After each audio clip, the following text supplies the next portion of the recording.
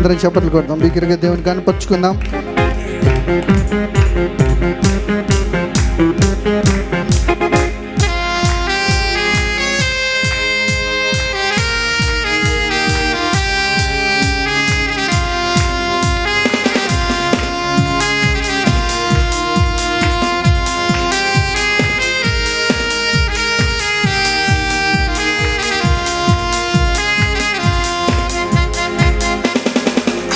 ఇది శుభోదయం, క్రీస్తు జన్మదినం, ఇది లోక కళ్యాణం, మేరీ పుణ్యదినం, మేరీ పుణ్యదినం. ఇది శుభోదయం, క్రీస్తు జన్మదినం, లోక కళ్యాణం, మేరీ పుణ్యదినం, మేరీ పుణ్యదినం. చెప్పండి కొంత అందరం బిగ్గరగా, ఎవరు మౌనంగా కూర్చోకూడదు, సంతోషంతో దేవుని కనపరుద్దాం. రాజులు నేలటువంటి రారాజు, నీ కొరకు నా కొరకు పశువుల పాకలోని జన్మించినటువంటి గొప్ప దేవుడు ఆయన.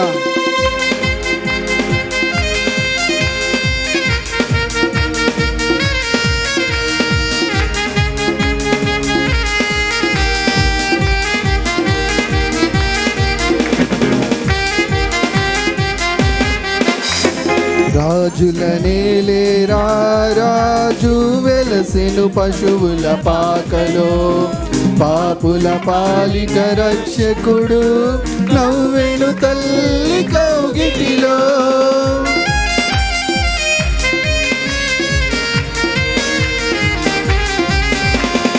రాజుల నేలేరా రాజు వెలసెను పశువుల పాకలో, పాపుల పాలిక రక్షకుడు నవ్వెను తల్లి కౌగిటిలో. భయము లేదు మనకిలలో, జయము జయము జయమహో. భయము లేదు మనకిలలో, జయము జయము జయమహో. ఇది శుభోదయం, క్రీస్తు జన్మదినం, ఇది లోక కళ్యాణం, మేరీ పుణ్యదినం, మేరీ పుణ్యదినం. సంతోషంతో పాడదాం, అందరం కలిసి పాడదాం. ఆ దినమందు గొల్లలు జ్ఞానులు ఆ తారను చూసి దేవుని ఏ విధంగా వెతుక్కుంటూ వచ్చారో, అట్టి దేవుని వెతికేటువంటి జ్ఞానం మనందరం కలిగి ఉందామా? చప్పట్లు కొడదాం, బిగ్గరగా దేవుని కనపడతాం.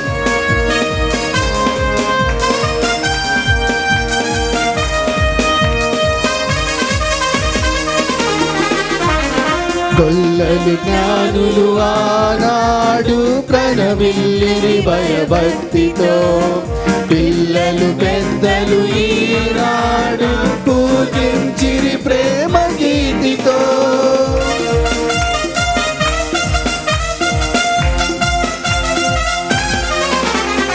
గొల్లలు జ్ఞానులు ఆనాడు ప్రణవిల్లిరి భయభక్తితో, పిల్లలు పెద్దలు ఈనాడు పూజించిరి ప్రేమ గీతితో. జయనాదమే ఈ భూమిలో ప్రతిధ్వనించెను ఆ భూమిలో, జయనాదమే ఈ భూమిలో ప్రతిధ్వనించెను ఆ దివిలో. ఇది శుభోదయం, క్రీస్తు జన్మదినం, ఇది లోక కళ్యాణం, మేరీ పుణ్యదినం, మేరీ పుణ్యదినం, మేరీ పుణ్యదినం. హల్లెలూయా.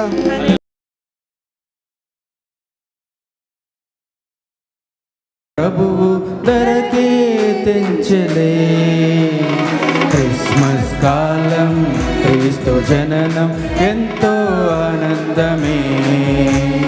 రాజాది రాజు ప్రభువుల ప్రభువు ధరకే తెంచలే, ఎంతో ఆనందమే రారాజుని జన్మమే, ఎంతో సంతోషమే ఆ ప్రభుని ఆగమనమే, ఎంతో ఆనందమే రారాజుని జన్మమే, ఎంతో సంతోషమే ఆ ప్రభుని ఆగమనమే. క్రిస్మస్ కాలం క్రీస్తు జననం ఎంతో ఆనందమే, రాజాది రాజు ప్రభువుల ప్రభువు ధరకే తెంచలే.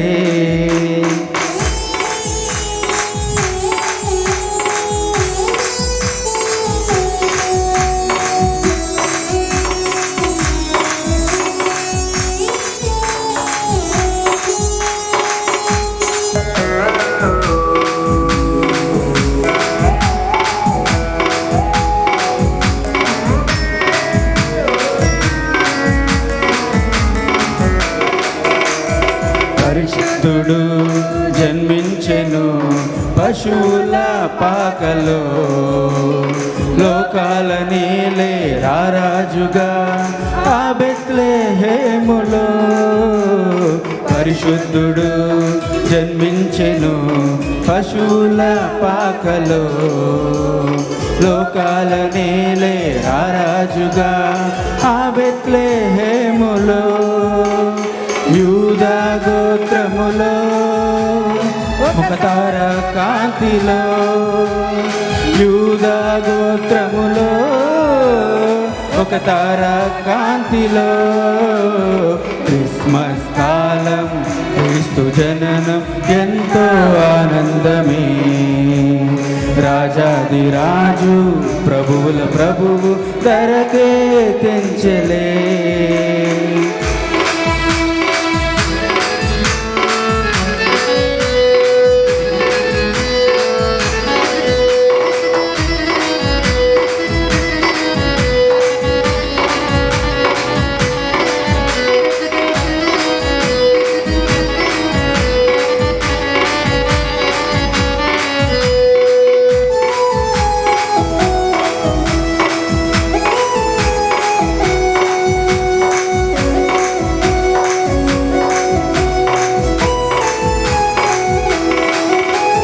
కాపరులు చాటించిరి లోకాన శుభవార్తను, బంగారు సాంబ్రాణి బోళములు అర్పించిరి జ్ఞానులు.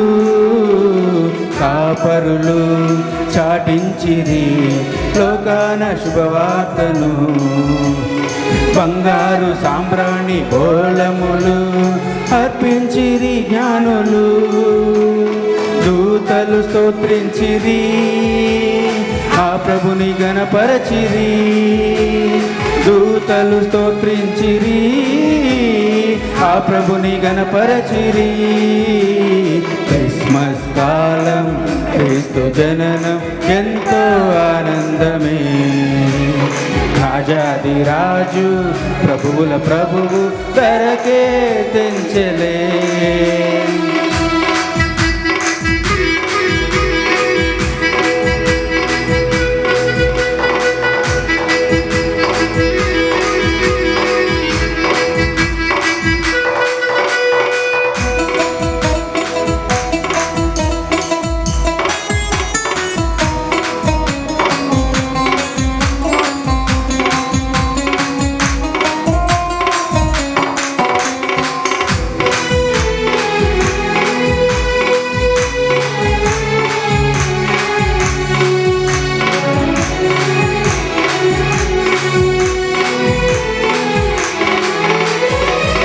ప్రభువు జన్మించెను నరరూపధారిగా, మన పాప పరిహార బలియార్థమై గొర్రె పిల్లగా. ఆ ప్రభువు జన్మించెను నరరూపధారిగా, మన పాప పరిహార బలియార్థమై గొర్రె పిల్లగా. ఎంతో ఆనందమే రారాజుని జన్మమే, ఎంతో సంతోషమే ఆ ప్రభుని ఆగమమే. క్రిస్మస్ కాలం క్రీస్తు జననం ఎంతో ఆనందమే. రాజాదిరాజు ప్రభువుల ప్రభువు ధరకే తెంచెలే. క్రిస్మస్ కాలం క్రీస్తు జననం ఎంతో ఆనందమే. రాజాదిరాజు ప్రభువుల ప్రభువు ధరకే తెంచెలే. ఎంతో ఆనందమే రారాజుని జన్మమే. ఎంతో సంతోషమే ఆ ప్రభుని ఆగమనమే. క్రిస్మస్ కాలం క్రీస్తు జననం ఎంతో ఆనందమే. రాజాదిరాజు ప్రభువుల ప్రభువు ధరకే తెంచెలే. క్రిస్మస్ కాలం క్రీస్తు జననం ఎంతో ఆనందమే. రాజాదిరాజు ప్రభువుల ప్రభువు ధరకే తెంచెలే.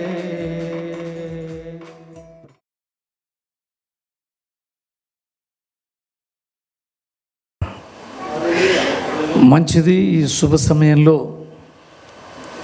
పరిశుద్ధాత్మదేవుడు ఈ రీతిగా క్షేమంగా మీ మధ్యకు తీసుకొచ్చి నన్ను నిలవబెట్టినందుకు ముందుగా నేను దేవునికి వందనస్తుడనై ఉన్నాను. అదే క్రమంలో మీ సహవాసంలో ఏర్పాటు చేయబడినటువంటి ఈ సెమీ క్రిస్మస్లో దైవవాక్యాన్ని అందించడానికి నాకు అవకాశం కల్పించిన స్థానిక దైవజనులు, అభిషక్తులు, మరి రవికుమార్ గారికి ప్రభు పేరిట నా హృదయపూర్వక వందనాలు తెలియజేస్తూ, కూడి వచ్చిన మీ అందరికీ దైవ దీవెనలు, శుభాలు. ప్రియులారా, మరి ఈ క్రిస్మస్ వేడుకలో మీతో పాటు ఉండడానికి దేవుడిచ్చిన కృపకే నేను చాలా సంతోషిస్తున్నాను. I would like to tell you something. నాకు తెలిసి ప్రపంచంలో గూగుల్ సర్చ్లో how many countries are in the world అని కొడితే 195 కంట్రీస్ చూపిస్తుంది అది. అట్ ద సేమ్ టైం మనం వెంటనే how many countries are celebrating Christmas అని కొడితే more than 160 countries are celebrating Christmas. దేవునికి స్తోత్రం కలుగునుగాక. 195 దేశాలలో 160 దేశాలకు పైగా చేసుకునే అత్యున్నతమైనటువంటి పండగ ఈరోజు ఈ ప్రాంతంలో చేసుకోవడానికి దేవుడు ఇష్టపడుతున్నాడు. ఈ సమయంలో నేను కొన్ని ప్రత్యేకమైన మాటలు నేను చెప్పాలని ఆశపడుతున్నాను. యేసుక్రీస్తు వారికి అనేకమైన పేర్లు ఉన్నాయి ప్రియులారా. కొంతమంది మంచి భక్తులు ఆ పేర్లన్నిటినీ కలిసి సహస్రనామావళి కింద లేక 1000 సూక్తులు అనేటువంటి లేక స్తుతులు అనేటువంటి పేర్లు ఇవన్నీ పెట్టి పుస్తకాలుగా రచించి వాటిని క్రైస్తవ పుస్తకశాలల్లో అమ్ముతున్నారు. చాలామంది వాటిని కొనుక్కుంటారు. మంచి భక్తిలో ఉన్నవారు రోజుకి కనీసం ఒక 10 నుంచి ఆ పేర్లలో కొన్ని పేర్లు చదువుకొని తమ దినచర్య ప్రారంభిస్తూ ఉంటారు. కానీ యేసుక్రీస్తుకు పెట్టబడినటువంటి అనేక పేర్ల మధ్యలో ఒక విచిత్రమైన పేరు ఈ రాత్రి మనం ధ్యానిస్తున్నాం. ఆ పుస్తకాల్లో ఎవరు రాయనటువంటి పేరు అదేంటంటే లూకాసు వార్త 2వ అధ్యాయం 34వ వచనం. సుమయోను వారిని దీవించి, ఇదిగో అనేక హృదయాలోచనలు బయలుపరచబడినట్లు ఇశ్రాయేలీయులు అనేకులు పడుటకు తిరిగి లేచుటకు వివాదాస్పదమైన గుర్తుగా ఈయన నియమించబడి ఉన్నాడు. ఇదే మాటను ఇంగ్లీష్ బైబిల్లో చూస్తే to be a sign that will be spoken against. ఈరోజు యేసుక్రీస్తు వారికి ఉన్నటువంటి ఒక విచిత్ర నామధేయం ఏమిటంటే వివాదాస్పదమైన గుర్తు. మన వాడుక ఇంగ్లీష్లో చెప్పాలంటే is a controversial sign. Why? Because హృదయాలోచనలు బయటకు వచ్చేస్తాయి. అనేక జీవితాల యొక్క సత్యము బయటకు వచ్చేస్తుంది. అందుకనే యేసుక్రీస్తు వారికి ఇవ్వబడిన ఈ విచిత్రమైన పేరు మనం ఈ క్రిస్మస్లో జ్ఞాపకం చేసుకుంటున్నాం. ఎందుకు ఈయన వివాదాస్పదమైన గుర్తు? ప్రపంచంలో ఇన్ని దేశాలు చేసుకునేటువంటి ఈ క్రిస్మస్ వేడుకలో ఈ వివాదాస్పదమైన గుర్తు అని ఎందుకు అన్నారు? ముఖ్యంగా మన భారతదేశంలో అత్యధికంగా ద్వేషించబడుతున్నటువంటి దేవుడు ఎవరో తెలుసా? యేసుక్రీస్తే. అత్యధికంగా తగలబడుతున్న గ్రంథం ఏంటో తెలుసా? బైబిల్ గ్రంథమే. అత్యధికముగా చనిపోతున్న వారు ఎవరంటే దైవజనులే, చంపబడుతున్నవారు.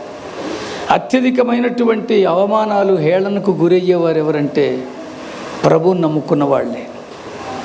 ఎందుకు అంటే ఈయనొక వివాదాస్పదమైన గుర్తు. To be a sign that will be spoken against. ఖచ్చితంగా ఇలాంటి ఒక వ్యక్తి మానవ జీవితాలను మార్చి పరభాగ్యం చేర్చడానికి ప్రణాళికగా వచ్చారనే సత్యం మనం తెలుసుకోవలసిన వారమై ఉన్నాం. ఈలాగున వీరిని ఆశీర్వదించినటువంటి ఈ సుమయోను ఎవరు? లూకా సువార్త 2వ అధ్యాయం 25లో ఈ సుమయోను గురించి కొంచెం ఆలోచిస్తే అతనికి 2 ప్రత్యేకతలు ఉన్నాయి. ఒకటి, అతడు నీతిమంతుడు. 2, భక్తిపరుడు. I would like to tell you something. ఎవరైతే నేను మంచి భక్తి చేస్తున్నానని చెప్పుకుంటున్నారో certainly they must be righteous. నేను ఖచ్చితంగా నీతిపరుడను, నీతిమంతుడని చెప్పుకునేవారు ఖచ్చితమైనటువంటి భక్తి మార్గములో ఉండాలి. ఈరోజు యేసుక్రీస్తు వారి యొక్క జననములో మనం గుర్తించవలసినటువంటి ప్రాముఖ్యమైనటువంటివి నేను చెప్పి ముగిస్తాను. If you say that Jesus Christ Born in me, నాలో యేసు పుట్టాడు అని చెప్పుకునే వారిలో ఇవన్నీ ఖచ్చితంగా పుట్టాలి. అందులో మొట్టమొదటిది నీతి. అసలు యేసుక్రీస్తు వారి యొక్క జననము వెనుకున్నటువంటి ఒక ప్రత్యేక ఆలోచన ఏంటంటే, he would like to make the mankind righteous. మానవాళిని నీతిమంతులుగా చేయడానికి ఆయన వచ్చాడండి. అసలు ఈ యేసుక్రీస్తు పుట్టుక ఎక్కడ జరిగిందంటే బెత్లెహేములోనో పశువుల పాకలోనో కాదు, ఆది కాండములోనే జరిగిపోయింది. కొంచెం వివరిస్తున్నాను నేను. దేవుడు తాను చేసినటువంటి మొట్టమొదటి నరుడైనటువంటి ఆదామును ప్రేమించి అతనికి గాఢ నిద్రను కలుగజేసి అతనికి సాటి సహకారినిచ్చి అతనికంటూ ఒక ప్రత్యేకమైన సామ్రాజ్యాన్ని ఏర్పరిచి మీరు హాయిగా ఇందులో సుఖంగా ఉండండి అని చెప్పి అన్ని వృక్ష ఫలాలు తినచ్చు, నేను ఇచ్చేంత వరకు ఈ వృక్ష ఫలాలు మట్టుకు తినకండి అని చెప్పి వారికి శ్రేష్టమైన స్వేచ్ఛనిచ్చారు. ఆ క్రమంలో వాళ్ళు చాలా సంతోషంగా ఉన్నారు. నేను అంటున్నాను ప్రియులారా, సాధారణంగా మన సంతోషాలన్నీ ఎగిరిపోవడానికి, సాధారణంగా మన సంతోషాలన్నీ కూడా పోవడానికి కారణం 3వ వ్యక్తి ప్రవేశం. If you entertain third person you are going to lose so many things. ఇప్పటికీ దానికి ఇందాక కూడా ఒకళ్ళు అంటున్నారు నాతో, మాకు నెమ్మది లేదండి అని. నెమ్మది అంటే ఎందుకు ఉండదండి? వాళ్ళిద్దరూ బాగున్నారు, చాలా బాగున్నారు. ఎప్పుడైతే మనం 3వ వ్యక్తి కొరకు ఆలోచన చేస్తూ 3వ వ్యక్తుల ప్రమేయాన్ని మన జీవితంలో తెచ్చుకుంటామో అప్పుడు మనకి నెమ్మది లేకుండా పోతుందండి. This is fact. నేను మళ్ళీ చెబుతున్నాను, చాలా విషయాలు మీకు జ్ఞాపకం వస్తాయి. అబ్రాహాము లోతు కలిసి హాయిగా వెళుతున్నారు. అబ్రహాము యొక్క ఆస్తిని దేవుడు ఎంత పెంచాడో, అబ్రాహాముని పర్మిషన్ అడిగి నేను వస్తాను అని వచ్చిన లోతును కూడా ఆశీర్వదించాడు దేవుడు. అవునా కాదా? ఈరోజు లోతు అబ్రహాము విడిపోవడానికి కారణం ఎవరు? దేవుడు కాడు, ఖచ్చితంగా వారి కాపరులు. ఆ మందను మేస్తున్నటువంటి చూస్తున్నటువంటి కాపరులే వారి మధ్య వివాదాన్ని సృష్టించారు. ఇది అందరికీ తెలిసిన విషయం. మళ్ళీ చెబుతున్నాను నేను, మీరు మంచి సత్యాన్ని తెలుసుకున్నారు, చక్కటి భక్తిలో ఉన్నారు, చక్కటి సహవాసంలో ఉన్నారు, మంచి దైవజనుల యొక్క ఆత్మీయ అనుభవాలతో మీ ఆత్మ బలపరచబడుతుంది, అన్నీ బాగున్నాయి. Please do not entertain any third person.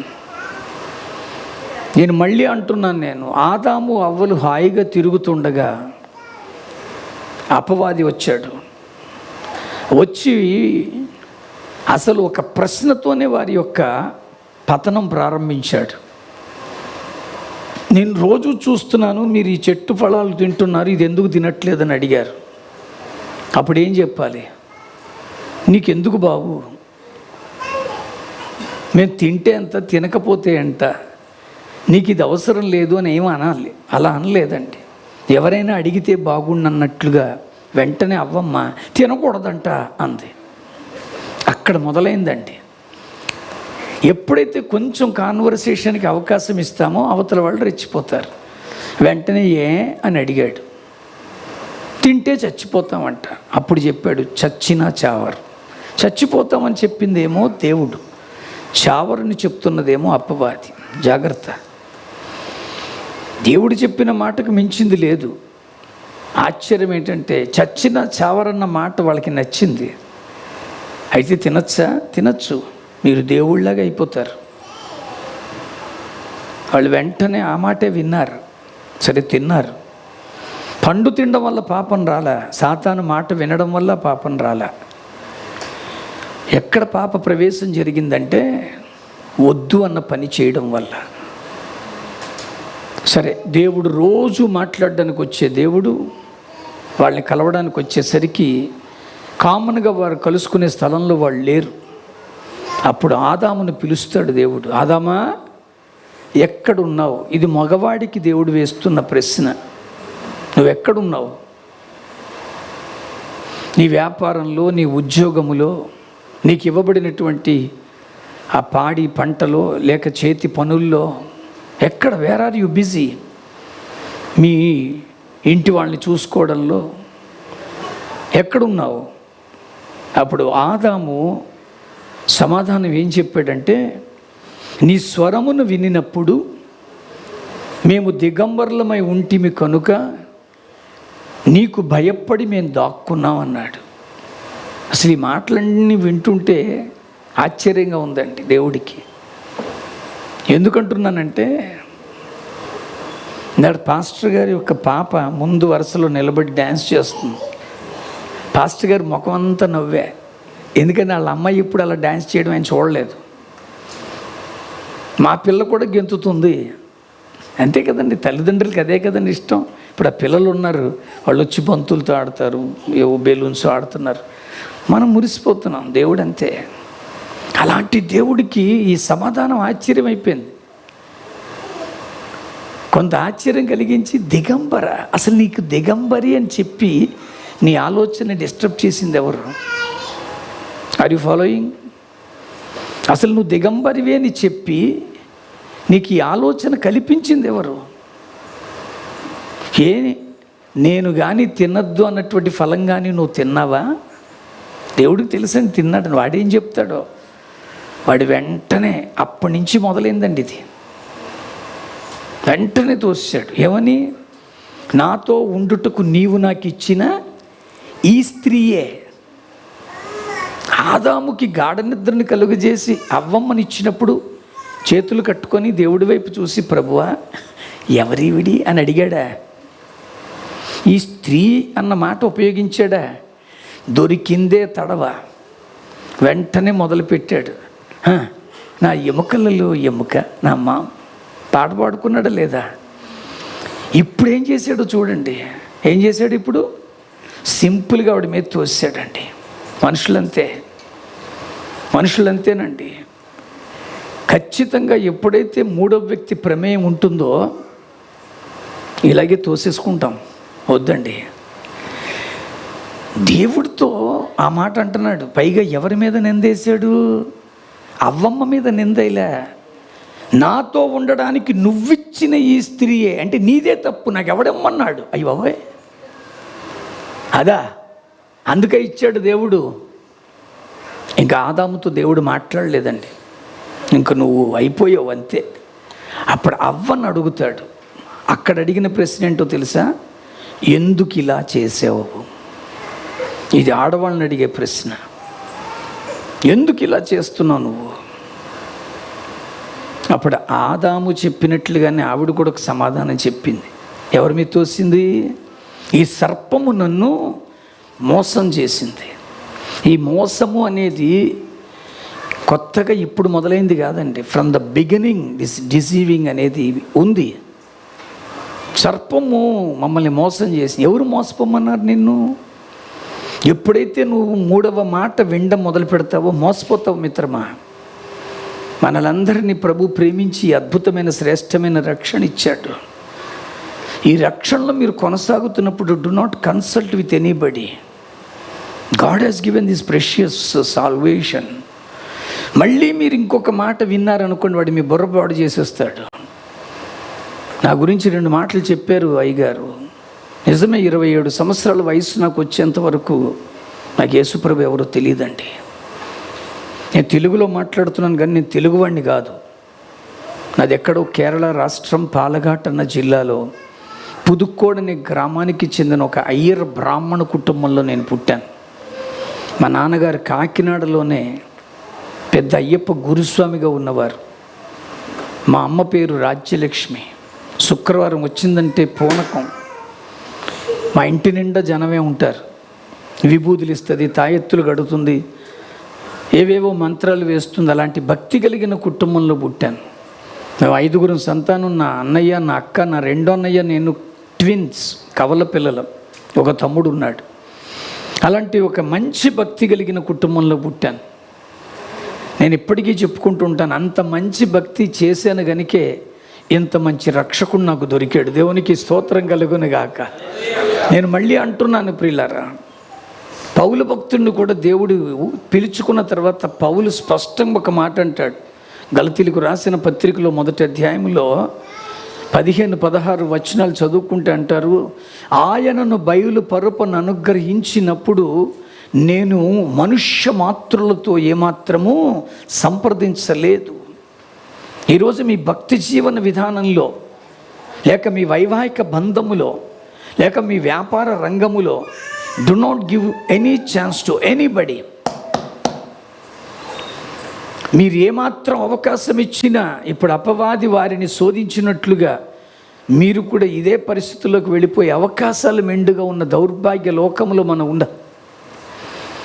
సర్పాన్ని ఆయన ఏం తిట్టలేదండి, సర్పంతో అసలు మాట్లాడలేదండి. సర్పాన్ని నేరుగా శపించారు. ఏమన్నారో తెలుసా అండి? భూమి మీద ఉన్న అన్ని జంతువుల కంటే యుక్తి కలిగిన తెలివిగల జంతువుగా నేను నిన్ను చేశాను, కానీ నీ తెలివి నువ్వు దేనికి ఉపయోగించావంటే నేను చేసుకున్న నా స్వరూపంలో చేసుకున్న నా బిడ్డల్ని తప్పు మార్గంలోకి నడిపించడానికి నువ్వు అవకాశం కల్పించావు. నేను అంటున్నాను ప్రియులారా, ఆ సర్పము చేసిన పెద్ద మిస్టేక్ ఏంటంటే అపవాదికి అవకాశం కల్పించింది. మళ్ళీ చెప్తున్నాను, అప్పుడు సర్పాన్ని దేవుడు మాట్లాడలేదండి. ఆదాముతో మాట్లాడాడు, అవ్వతో మాట్లాడాడు, కానీ సర్పాన్ని నేరుగా శపిస్తాడు. నీవు బ్రతుకు దినములన్నీ పొట్టతో పాక్కుంటూ మట్టి తింటూ బతుకుతావు అని శపించాడు. ఆ తర్వాత ఆ సర్పాన్ని వాడుకున్న సాతానుని గద్దిస్తూ శపించడంలో పుట్టాడు యేసయ్య. ఏమన్నారు తెలుసా అండి? నీకును స్త్రీకిని, నీ సంతానమునకును స్త్రీ సంతానమునకు నేను వైరము పుట్టించదను, నీవు దానిని మడిమ మీద కొడతావు, అది నిన్ను తల మీద కొడుతుంది. ఆ అది అన్న మాటకి బైబిల్లో ఫుట్ నోట్లో చదివితే ఆయన అని ఉందండి. ఈరోజు ఈ ఆయన ఎవరు? ఆదికాండం 3వ అధ్యాయంలో పుట్టిన ఆయన. 3:16 యోహానులో అంటారు, దేవుడు లోకమును ఎంతో ప్రేమించెను కాగా అద్వితీయ కుమారుడుగా పుట్టిన వాని యందు విశ్వాసముంచు ప్రతివాడును నశింపక నిత్య జీవము పొందునట్లుగా ఆయనను అనుగ్రహించెను. ఇదిగో కన్యక గర్భవతి కుమారుని కనును, ఆయనకు యేసు అని పేరు. ఈ ఆయన ఎవరు? అక్కడ పుట్టాడండి యేసయ్య. ఆదికాండం 3వ అధ్యాయంలో స్త్రీ సంతానమునకును నీ సంతానమునకు, ప్రపంచంలో ఎవరైనా సరే పురుష సంతానమే. ప్రపంచంలో ఒకే ఒక్క వ్యక్తి స్త్రీ సంతానం, అదే లోకరక్షకుడిగా వచ్చిన యేసయ్య. దేవునికి స్తోత్రం కలుగునగాక. అందుకనే ఆయనకి పేరు భగవంతుడు. ఈరోజు స్త్రీ సంతానము అనడానికి స్పష్టమైనటువంటి మాట భగవంతుడు.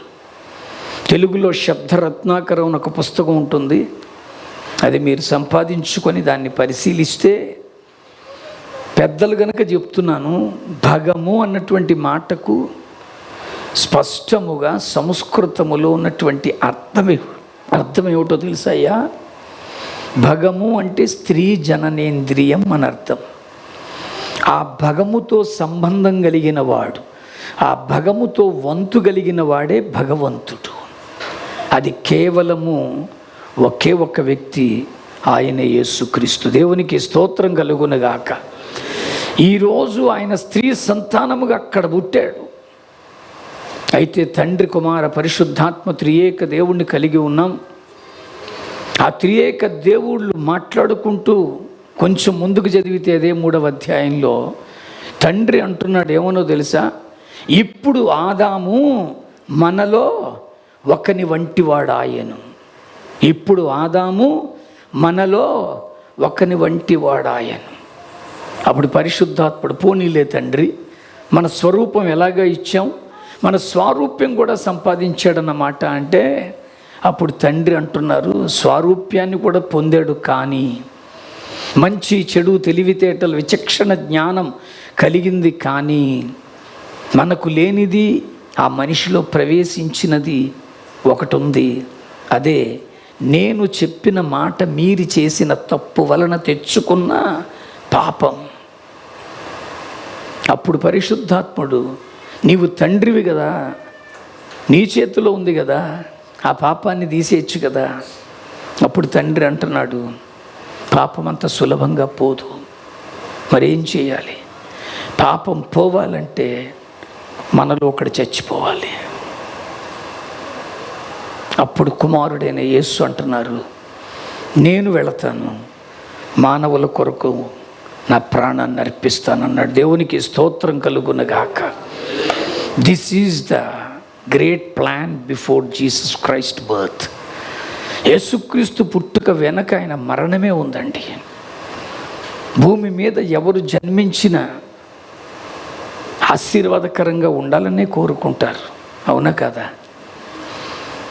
హాస్పిటల్లో మాకు బాబు పుట్టాడు పాస్టర్ గారు, ప్రార్థన చేయండి అని నాకు ఫోన్ వస్తే, నీ కొడుకు 4 రోజుల్లో చస్తాడు అంటే ఒప్పుకుంటారా? నువ్వేం పాస్టర్వా, ఏందా ప్రార్థన అంటారు. అందరికీ ఏం కావాలి? శతమానం భవతి శతాయు పురుష సతేంద్రియే ఆయుష్యేంద్రియే ప్రతిష్టతి. నిండు 100 ఏళ్ళు బతికేయాలి. అలాంటి ఆశీర్వాదానికి ఎక్కడా కూడా సరిపోని వాడు ఎవరంటే మనం నమ్ముకున్న యేసుక్రీస్తు వారు. చచ్చిపోవడానికి పుట్టిన మహానుభావుడండి ఆయన. అందుకనే నేను వెళతాను, తండ్రి నన్ను పంపించు, నేను వెళ్ళి మానవుల మధ్య మానవుడిగా అవతరించి మానవాళి కొరకు ప్రాణత్యాగం చేసి ఆ ఆత్మను పరిశుద్ధ ఆత్మగా మార్చి తిరిగి నేను నీకు అప్పగిస్తాను. కాలము సంపూర్ణమైనప్పుడు పంపాడండి. అప్పుడే పంపించి ఉండొచ్చు కదా అని అనుకోవచ్చు చాలామంది, కానీ దానికి ఒక టైం ఉంది. గలతీ 4:4 అంటాడు, కాలము సంపూర్ణమైనప్పుడు ఆయన తన ప్రియ కుమారుడైన యేసుక్రీస్తుని పంపించారు. when the time ends, ఇక్కడ మనం నోటీస్ చేయాల్సింది ఏంటంటే, we are almost in the end of end, we are almost close to the close. క్రీస్తు రాకడకు అత్యంత సమీపంగా ఉన్న దినాలలో మనం ఉన్నాం. ఇప్పుడు ఆ యేసులో మనం ఏం చూడాలి? For what purpose Jesus appeared, ఎందుకు ఆయన మన మధ్య ఒక అద్భుతమైన అవతారంగా వచ్చారంటే మనలను నీతిమంతులుగా చేయడానికి.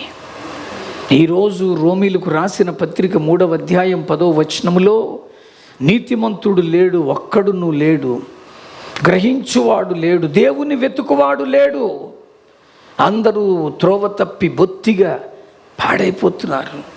ఇలాంటి సందర్భంలో దేవుడు మనలను నీతిమంతులుగా చేయడానికి వచ్చాడు. అదే రోమాపత్రిక 3వ అధ్యాయం 24వ వచనం చూస్తే, కాబట్టి నమ్మువారు ఆయన కృపచేతనే ఉచితముగా నీతిమంతులుగా మార్చబడుతున్నారు. God has done this great righteousness in a free way. Free అనేసరికి చాలా చులకనండి, అవునా కదా? ఫ్రీ అంటే ఎవరికైనా చులకనే. మీ ఊర్లో ఉందో లేదో, ఎక్కడుందో నాకు తెలియదు, కానీ బంగారం కొట్టి ఇక్కడ కూడా ఉండుంటుంది. వైజాగ్లో నేను ఒక ఉంగరం కొన్నాను. నేను అడిగాను, ఇంత ఖరీదైన ఉంగరం కొన్నాను కదా, నాకు ఫ్రీగా ఏమైనా ఇస్తావా అని అడిగాను. అడగడం అందరికీ సహజం, నేను అడిగాను. ఆ అమ్మేవాడు అన్నాడు, ఒకటేంటి పాస్టర్ గారు, 6 ఇస్తానన్నాడు. పోలేరా బాబు ఇచ్చే. కిందేమో మా ఆవిడ మా అబ్బాయి ఉన్నారు. మా ఆవిడికి పోజు కొట్టేద్దాం అనుకున్నాను, ఈ 6 పట్టుకుపోయి. వీడేదో పెద్ద పెద్ద గిఫ్ట్లు ఇచ్చేస్తాడు అనుకున్నాను. తీరా చూస్తే 6 ఇచ్చాడండి. ఏంటో తెలుసా, ఆడోళ్ళు జిప్లే అది చిల్లర వేసుకునే పర్సులు ఉంటాయి, అలాంటి ఒక 6 ఇచ్చాడు. నేనేం చేసుకోను, కిందకు వచ్చేసరికి ఒక పాప కనపడితే దానికి ఒకటి ఇచ్చేసాను. థ్యాంక్ యూ అంకుల్ అని వెళ్ళిపోయి 5గురిని తీసుకొచ్చింది అది. మొత్తానికి అందరికీ ఇచ్చేసాను. Why? Because it is free. ఇప్పుడు కూడా భోజనాలు ఉన్నాయన్నారు, అవునా? నాన్ వెజిటేరియనా? చికెన్ కూర వేసారనుకోండి, ఎంత వేయించుకొని కొంతమంది పాడేస్తుంటారండి, అవునా కదా? నాకు ఈ సీజన్ అంతా క్రిస్మస్సేనండి. ఇక్కడి నుంచి రేపు రాత్రి వెళ్ళిన వెంటనే మళ్ళీ ఇంకో క్రిస్మస్కి వెళ్ళాలి. ఇలాగ ఆల్మోస్ట్ 31st నైట్ వరకు పగలొక క్రిస్మస్, రాత్రి క్రిస్మస్ అటెండ్ అవుతూనే ఉండాలి. చాలా చోట్ల చూశానండి నేను. తినేసిన కంచాలు ఇంత ఉండలు ఉన్నాయి. నాకు ఆశ్చర్యం అయిపోయింది, ఏంటండి ఉండలని అడిగా నా కుర్రాడిని. బూర్లండి అన్నాడు. మా కాకినాడ సుబ్బయ్య హోటల్లో ఒక బూరి 10 రూపాయలు పాస్టర్ గారు. వీళ్ళు పాడేశారు. ఏ చెప్పండి, ఫ్రీ. అదే ఒక 1/2 కిలో మాంసం తెచ్చుకొని కూర వండి పాడే, అప్పడాల కర్ర బుర్ర మీద పగిలిపోతే ఇక్కడ పాడేస్తాం. వై? ఫ్రీ. ఫ్రీ అనేసరికి ఎవరికైనా చులకనే. కానీ ఇక్కడ ఒక ఆధ్యాత్మిక సత్యం తెలుసుకోవాలి. Why Jesus did this, why God has given this righteousness in a free way. Because మన వల్ల కాదు కనుక. మన ఆస్తంతా తీసుకొచ్చి కుప్ప కింద పోసినా మన వల్ల కాదు నీతిమంతులుగా మార్చబడడం. మన చివరి రక్త బొట్టు వరకు కార్చిన మన వల్ల కాదు నీతిమంతులుగా మార్చబడడం. అందుకే ఆ త్యాగం చేయడానికే వచ్చాడు ఆ యేసయ్య. ఈరోజు నిజంగా నాలో క్రీస్తు పుట్టాడు అని చెప్పుకునే ప్రతి ఒక్కరిలో నీతి పుట్టిందా? Can you say that righteousness born in me? You cannot show that. ఒక స్టార్ గడితే క్రిస్మస్, ఒక కొత్త బట్టలు కొనుక్కుంటే క్రిస్మస్, ఒక పిండి వంటలు చేసుకుంటే Christmas.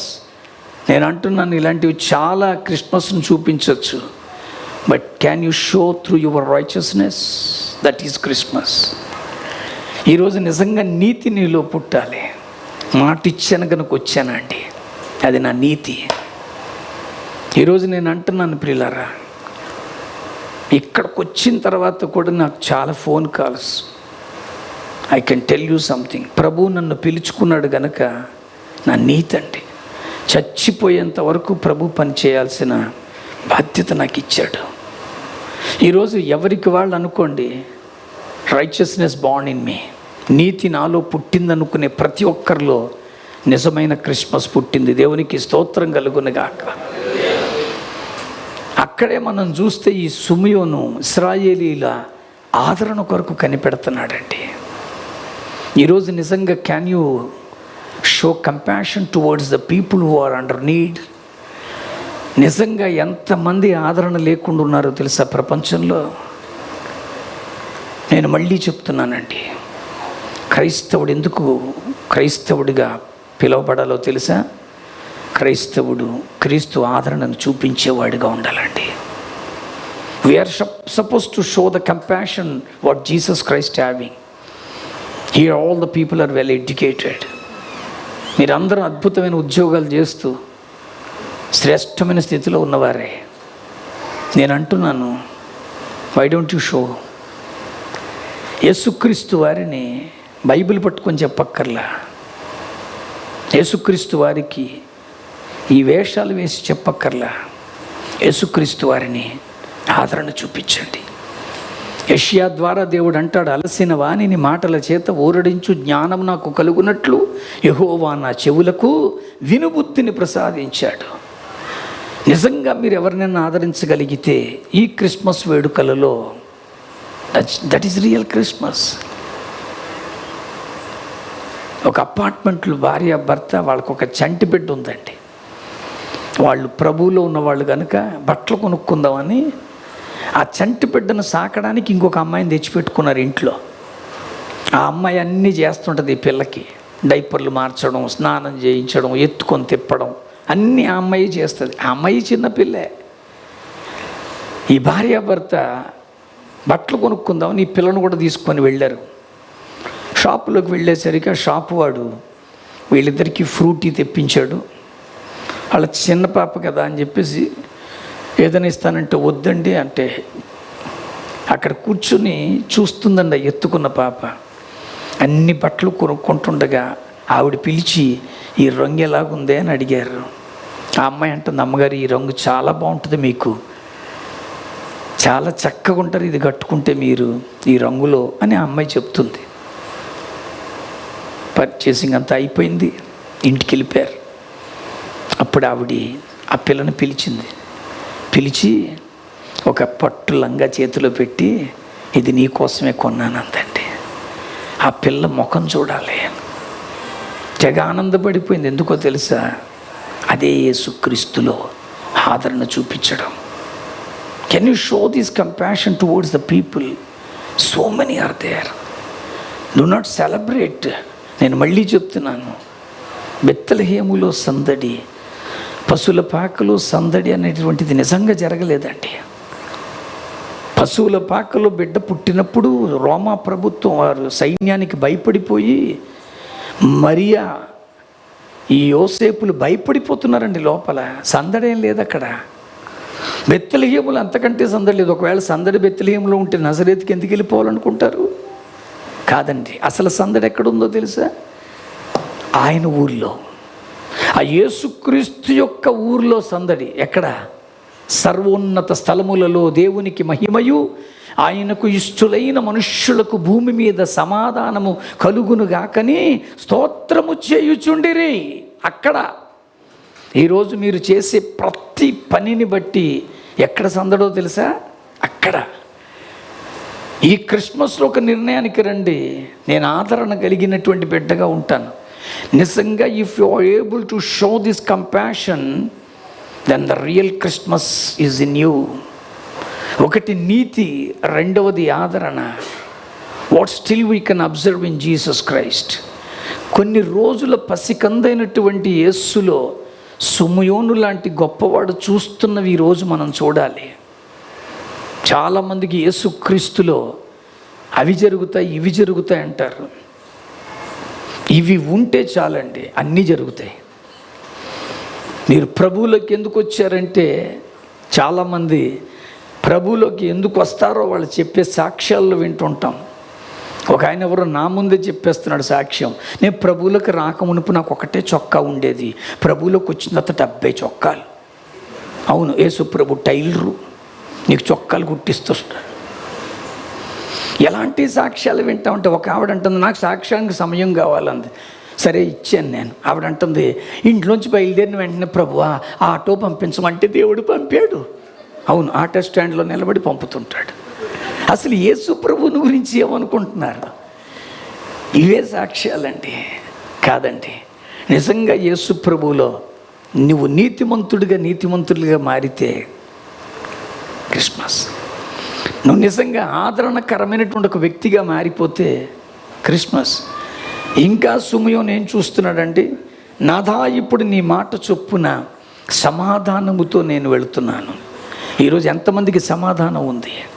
How many people are really having peace of mind? ఈరోజు చాలామందికి సమాధానం లేదండి. Though we were in Jesus Christ, యేసులోనే మనం ఉంటాం, but don't have peace of mind. నిజంగా యేసు సమాధానానికి కర్త, సమాధానం ఇవ్వడానికి వచ్చారు. ఈరోజు ఆ సమాధానం మనలో ఉందా? ఈ క్రిస్మస్లో మనం ఒక నిర్ణయానికి వద్దాం. ఎవరితో మనకి సమాధానం లేదో వాళ్ళతో సమాధానం తెచ్చుకోవడానికి ఇష్టపడదాం. Are you following? ఎవరితో మీకు గొడవలు ఉన్నాయో మీరేం వెళ్ళి వాళ్ళ కాళ్ళు పట్టుకోకర్లా, మీరు వెళ్ళిపోయి ఏడ్చేక్కర్లా. ఈ 2021 వరకు నీకు నాకు బాలే, 22 నుంచి నేను అలా ఉండను, నాకు నీతో సమాధానం కావాలని అడగండి. 92వ సంవత్సరంలో నేను బాప్తిజం పొందుకునే ముందు సమాధానం లేకుండా బాప్తిజం పొందుకోవద్దని అభిషక్తులు చెబితే నాకు ఒక ఫ్రెండ్తో సమాధానం లేదండి. నిజం చెప్తున్నాను. ఆ ఫ్రెండ్ కొరకు వాడు ఉండే ప్రతి స్థలం వెతికి పొద్దునుంచి వెతికితే సాయంత్రానికి దొరికాడు ఒక చోట. వాడు నన్ను చూసిన వెంటనే చిరాగ్గా ముఖం పెట్టుకొని వెళ్ళిపోతున్నాడు. వాడి పేరు వారణాసి రాము. అరే రాము, ఒక్కసారి రారా అన్నాను. ఏంటి ఎలా అని చాలా అరగంటగా మాట్లాడుతున్నాడు. ప్లీజ్ ఒక్కసారి రా. నేను రాను, నేనే వస్తానని వెళ్ళాను. వాడితో ఒకటే చెప్పాను, బాప్తిజం తీసుకోవాలనుకుంటున్నాను రా. సమాధానం నీతో లేదు నాకు. వాడికి లక్కీగా క్రిస్టియన్ ఫ్రెండ్స్ ఉన్నారంటే వాడికి తెలుసు బాప్తిజం అవి. వాడు బ్రాహ్మణే. వాడు వెంటనే అంటున్నాడు, సరే అయితే అన్నాడు. హక్ చేసుకొని, ఇంతవరకు నేను నా మాటల ద్వారా చేష్టల ద్వారా ఏదైనా చేసి ఉంటే మన్నించు, థ్యాంక్ యూ వెరీ మచ్ అని నేను అతనితో సమాధాన పడితే తప్ప బాప్తిజం తీసుకోలేకపోయాను. నేను ఈరోజు బాప్తిజం తీసేసుకున్న మనం ఎంతమందితో సమాధానంగా ఉన్నాం? నిజంగా క్రీస్తు పుట్టాడు అని మనం చెప్పుకుంటున్నాం కదా, నిజంగా సమాధానం మనలో పుట్టిందా? కొంచెం ఆలోచన చేద్దాం. అయ్యా, సమాధానపరచువారు ధన్యులు, వారే కదా నీ బిడ్డలు అనిపించుకుంటారు. నేను నీ బిడ్డగా ఉండాలనుకుంటున్నానని అనుకునే ప్రతి వారిలోనూ సమాధానకర్త అయిన యేసు జన్మించునుగాక. ఇంకా ఏం చూస్తున్నాడు ఈయన? అక్కడే చదివితే ఏముందో తెలుసా? అన్యజనులకు నిన్ను బయలుపరచుటకు, వెలుగ్గా చేయడానికి మనకి రక్షణ ఇచ్చాడండి. ఈ మేడలు మిద్దెలు ఇవేవి శాశ్వతం కాదండి, ఇవేమీ శాశ్వతం కాదు. ఇవన్నీ టెంపరరీ. Everyone knows that. నేను మళ్ళీ చెప్తున్నాను, ఇవన్నీ కాదండి. నిజంగా నువ్వు లోకానికి ఒక వెలుగ్గా కనబడుతున్నావా? ముమ్మిడివరం అనే ప్రాంతంలో నేను వాక్యం చెప్పి పాట పాడాను. మళ్ళీ ఇంకోసారి నేను అక్కడికి వెళ్ళేసరికి, నేను కారు దిగేసరికి ఒక కుర్రోడు నా దగ్గరికి వచ్చాడు. ఇలాంటి అన్నా, నువ్వు పాడిన పాట నా హృదయాన్ని కదిలించేసిందన్నా, మా ఊరు వెళ్ళిపోయాను, బాప్తిజం తీసుకుని సంఘంలో జాయిన్ అయిపోయాను అన్నా అన్నాడు. చాలా సంతోషం అన్నాడు. ప్రార్థన చేయవా అన్నాడు. ప్రార్థన చేశాను. మళ్ళీ వెంటనే ఉన్నాడు తెలుసా, అన్నా నేను నీ ఫ్యాన్ అన్నా. ఏంటి? చాలామందికి ఫ్యాన్స్ ఉంటారండి, సింగర్లు, స్పీకర్లు, వీళ్ళందరికీ ఫ్యాన్లు ఇక్కడ ఉన్నారు. పలానా స్పీకర్ అంటే కొట్టుకుపోతుంటారు. అసలు నా దేవుడు ఫ్యాన్గా ఉండమన్నాడా? ఎంత పెద్ద సౌండ్ సిస్టమ్ ఉన్నటువంటి ఆ యాంప్లిఫైర్కే ఫ్యాన్ ఎట్లేదు మనం. లోకానికి నిన్ను నన్ను ఫ్యాన్గా ఉండమనలే, లోకానికి ఎలా ఉండమన్నాడు? లైట్గా ఉండమన్నాడు అండి. అన్య జనులకు నువ్వు వెలుగుగా ఉన్నావా? ఈరోజు మళ్ళీ అంటున్నాను నేను, ఆ వెలుగు అనేది ఎప్పుడు వస్తుందండి? చీకటిలో నుంచి మనం వెలుగులోకి వచ్చామంటే చీకటి అనేది పోయింది. చీకటి అనేది పాపానికి సాదృశ్యం. ఈరోజు ఆ పాపం తీయడానికే ప్రభు వచ్చాడండి. ఏ పాపమైతే ఆజ్ఞను అతిక్రమించి తెచ్చుకున్నాడో ఈ మానవుడు, ఆ పాపం నుంచి వేరుపరచడానికే ప్రభు వచ్చాడు. ఈ ఆత్మను పరిపూర్ణంగా, పవిత్రంగా, నిర్దోషంగా మార్చడానికి ప్రభు వచ్చాడు. అందుకని నేను అంటున్నాను ప్రియులారా, ఈ రోజుకి మానవుడు పాపం పోగొట్టుకోవడానికి విశ్వ ప్రయత్నం చేస్తున్నాడు. నేను ఎన్నో అయ్యప్ప స్వామి భజనలు చేశానండి, ఎన్నో అరటి దొప్పలతో మండపాలు కట్టాను. చండై అనేటువంటి ఒక వాయిద్యాన్ని కేరళలో నేర్చుకుని వాయించేవాడిని. పడిపాట పాడాలంటే నేనే ఉండాలనే ప్రత్యేకత. పంచామృతం కలపాలంటే లక్ష్మణ్ ఉండాలి. అలాంటి ఒక అనుభవంలో ఉన్నవాడిని నేను. చివరిలో ఒక మాట అంటారు, அறிஞ்சும் அறியாமலும் தெரிஞ்சும் தெரியாமலும் நாங்கள் செய்ய எல்லா பாவங்களை பொறுத்து காத்தி రక్షిக்கும் సత్యమాన పొన్ను 18వ బడిயில் వసిక్కుమని మలయాళంలో చెప్తారు. దానికి అర్థం ఒకటే, అరింజుం మరియామలు, అర్థం కాక అనాలోచితంగా తెలిసి తెలియక మేం చేస్తున్న ప్రతి పాపము నుంచి కాచి కాపాడి రక్షించు దేవా. దీనికి ఎవరైనా ఇదే అర్థం చెప్పాలి. ఎవరా రక్షకుడు? ఇప్పటికీ ఏ దేవాలయానికన్నా వెళితే మన చేతిలో తీర్థం ఎందుకు పోస్తారు? ఈ పాపం పోగొట్టుకోవడానికే. సర్వపాప పరిహారార్థో అన్నటువంటి మాటకి తీర్థంతో పోదని అర్థం కూడా ఉందండి. తీర్థం పోసేటప్పుడు 3 మాటలు చెప్తారు.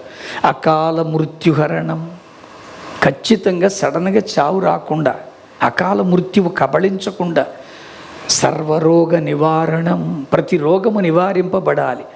సమస్త పాప క్షయకరం, క్షయము అంటే నాశనం సంస్కృతంలో. ప్రతి పాపము నాశనం అయిపోవాలి. ఎవరా పాపనాశకుడు? ఎవరా కుమారుడు? ఈరోజు నేను అంటున్నాను ప్రియులారా, కుమార అంటే అర్థమే అది. కు అనగా పాపము, మారహ అనగా సంహరించువాడు. ఈరోజు చెప్పాను స్త్రీ సంతానం అంటే కన్యకగా పుడతాడని శాస్త్రమే చెప్పిందండి. ఈశపుత్రం క్షమాం విద్ధి కుమారీ గర్భ సంభవ.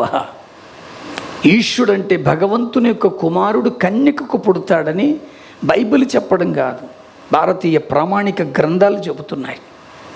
అపుత్రస్య గతిర్నాస్తి స్వర్గో నైతి వచనైవచ.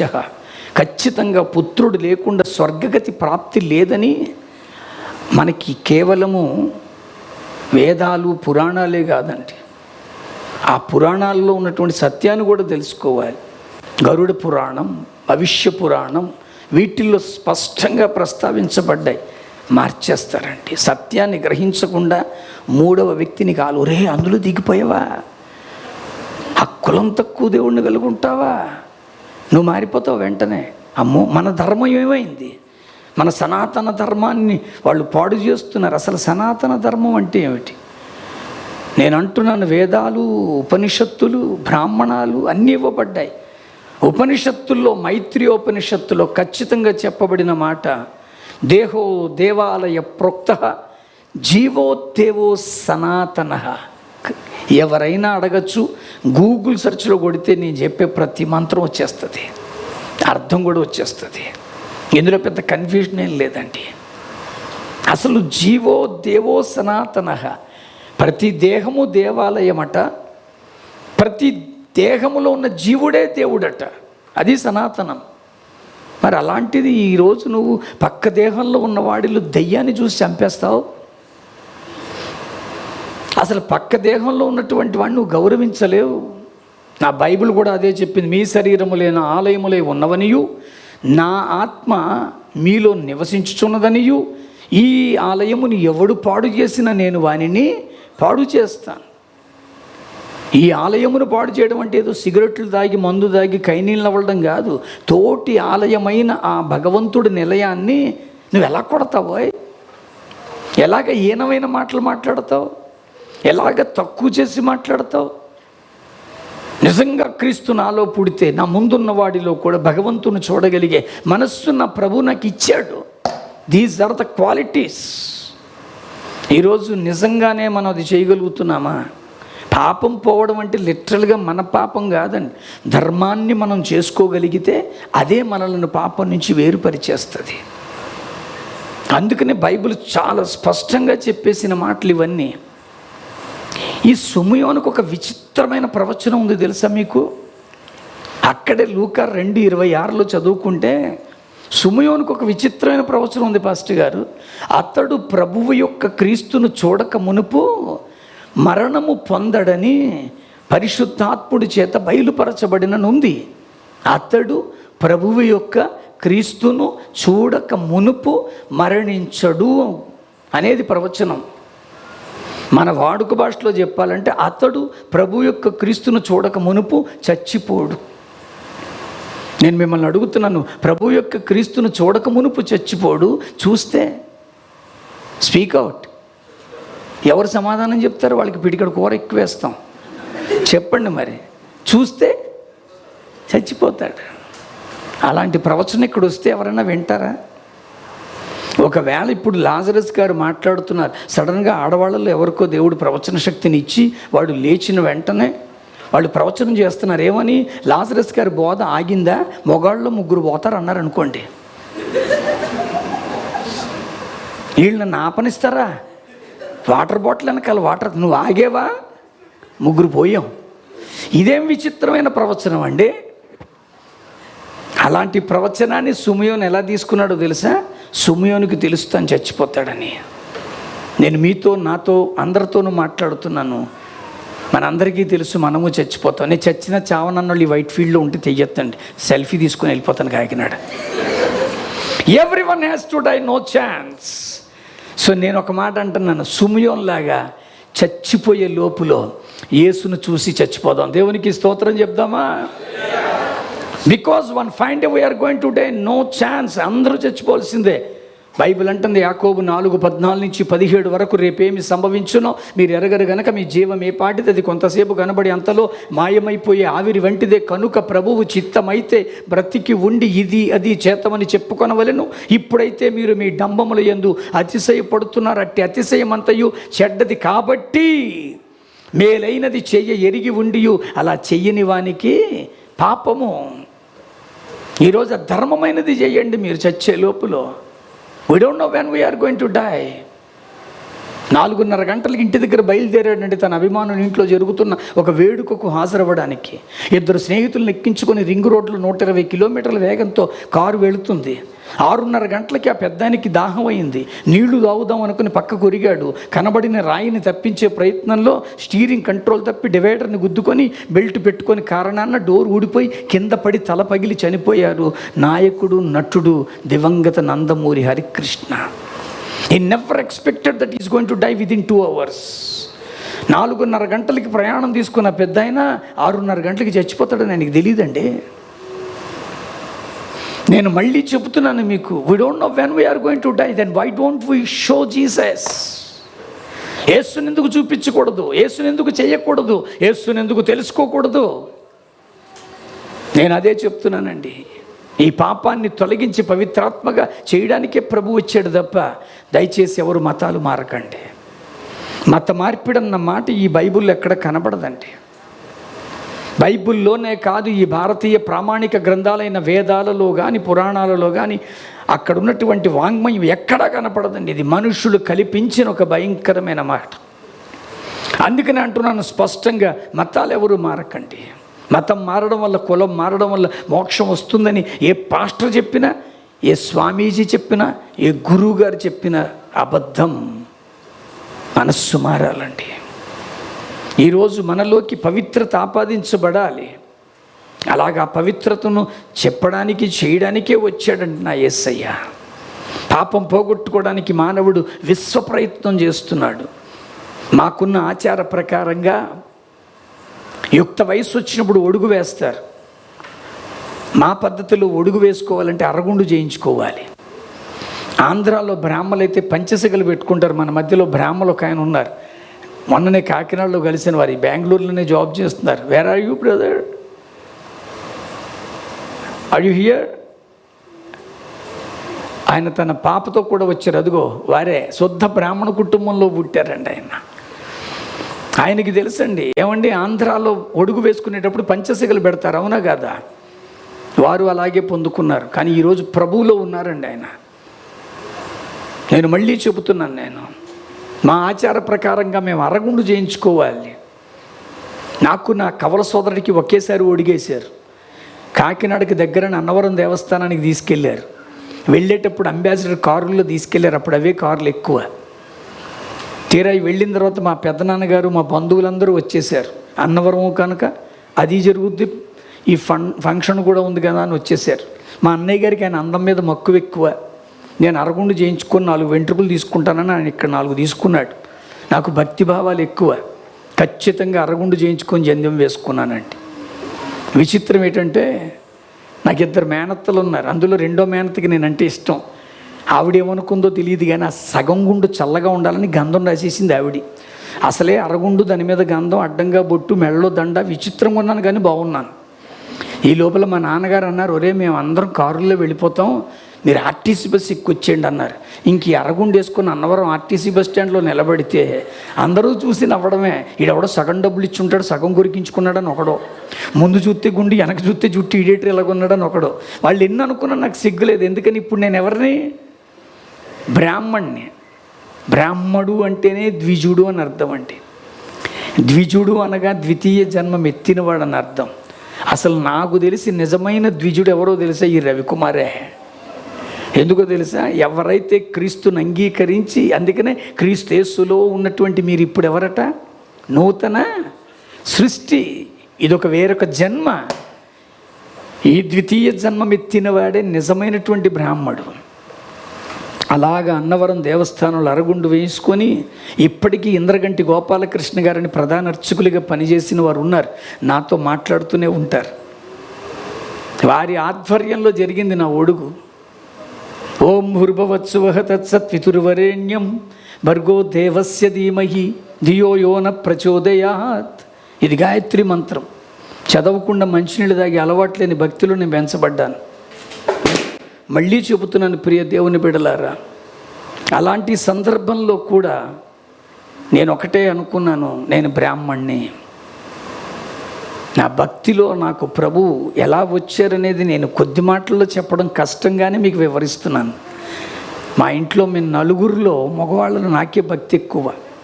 మా అన్నయ్య గారు చాలా భక్తిపరుడు, వాడి తర్వాత నాకే భక్తి వచ్చింది. మా ఇంట్లో బొమ్మలన్నిటికీ తడిగుడ్డలు పెట్టి, బొట్లు పెట్టి, వాటన్నిటినీ సిద్ధపరచాల్సిన బాధ్యత నాది. దసరా వచ్చిందంటే చాలా హడావిడిగా చేస్తాం.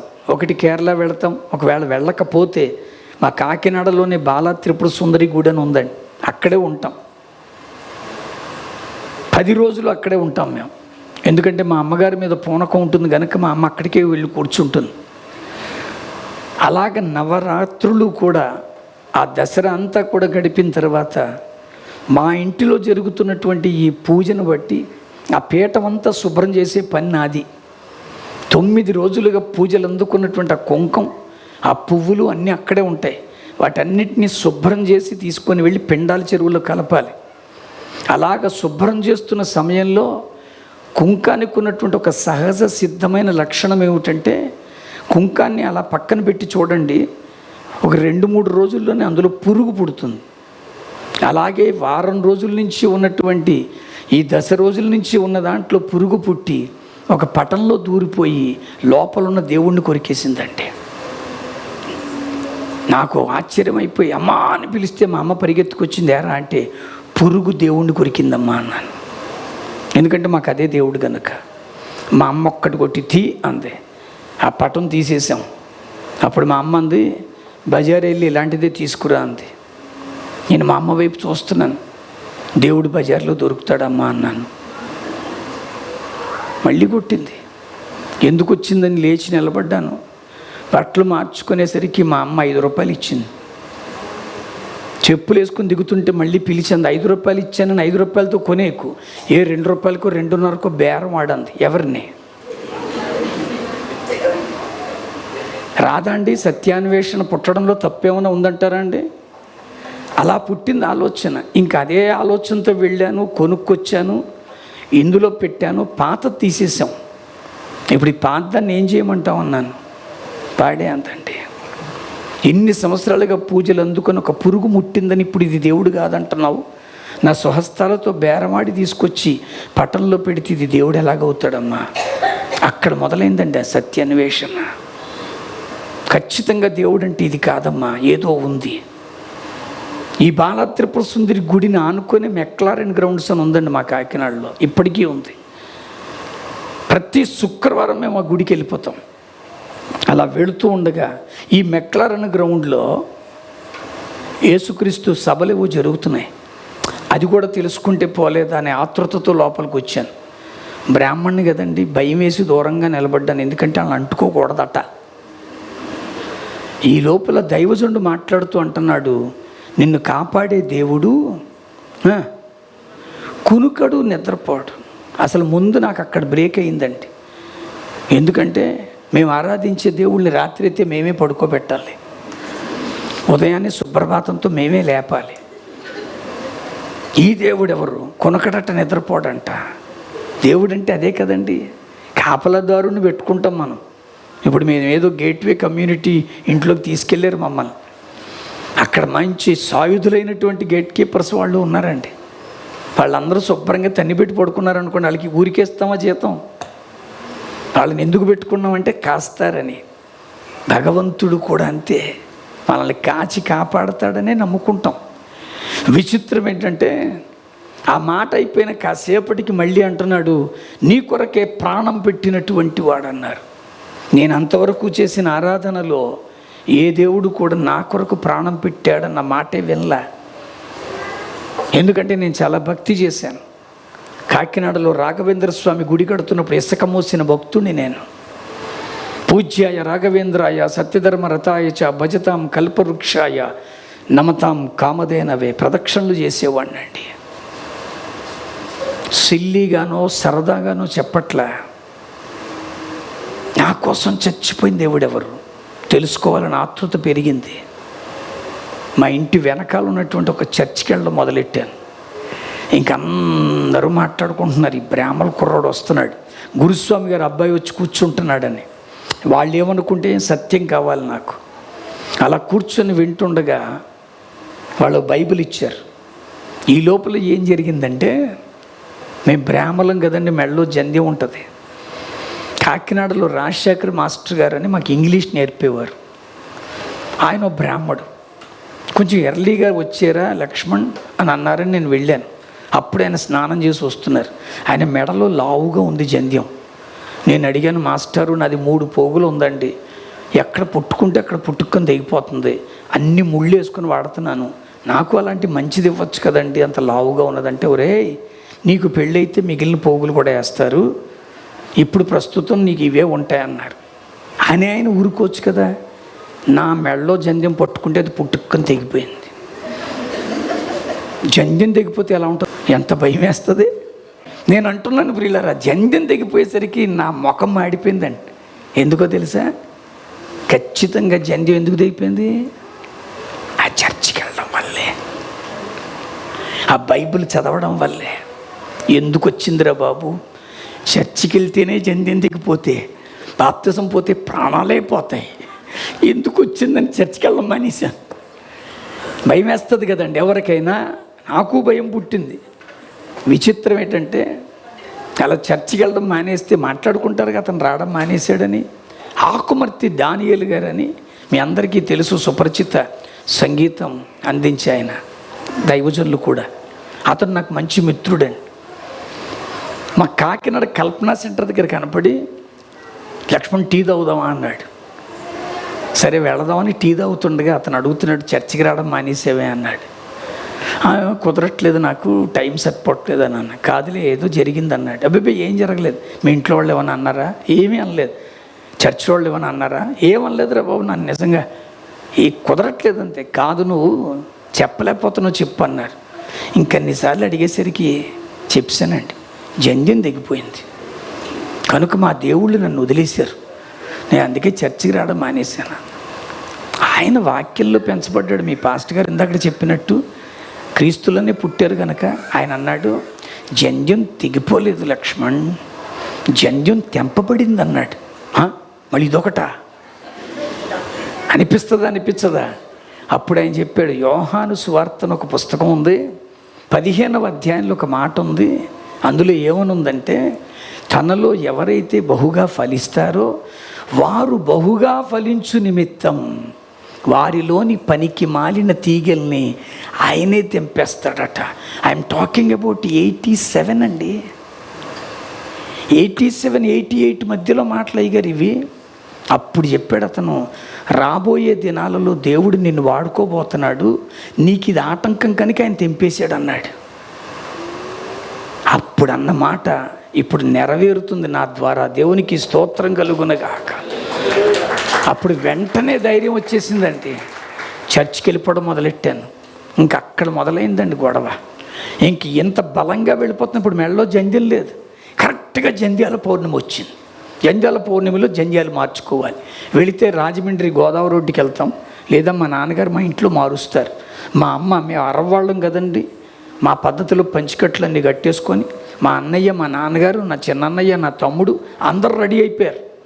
మా అమ్మ కూడా ఎవరి ఉద్ధరిణి, ఎవరి పంచపాత్ర, ఎవరి జంధ్యం, ఎవరి పీట అన్నీ పెట్టేసింది. నాకొకటి పెట్టింది. మేము 5 మగవాళ్ళం.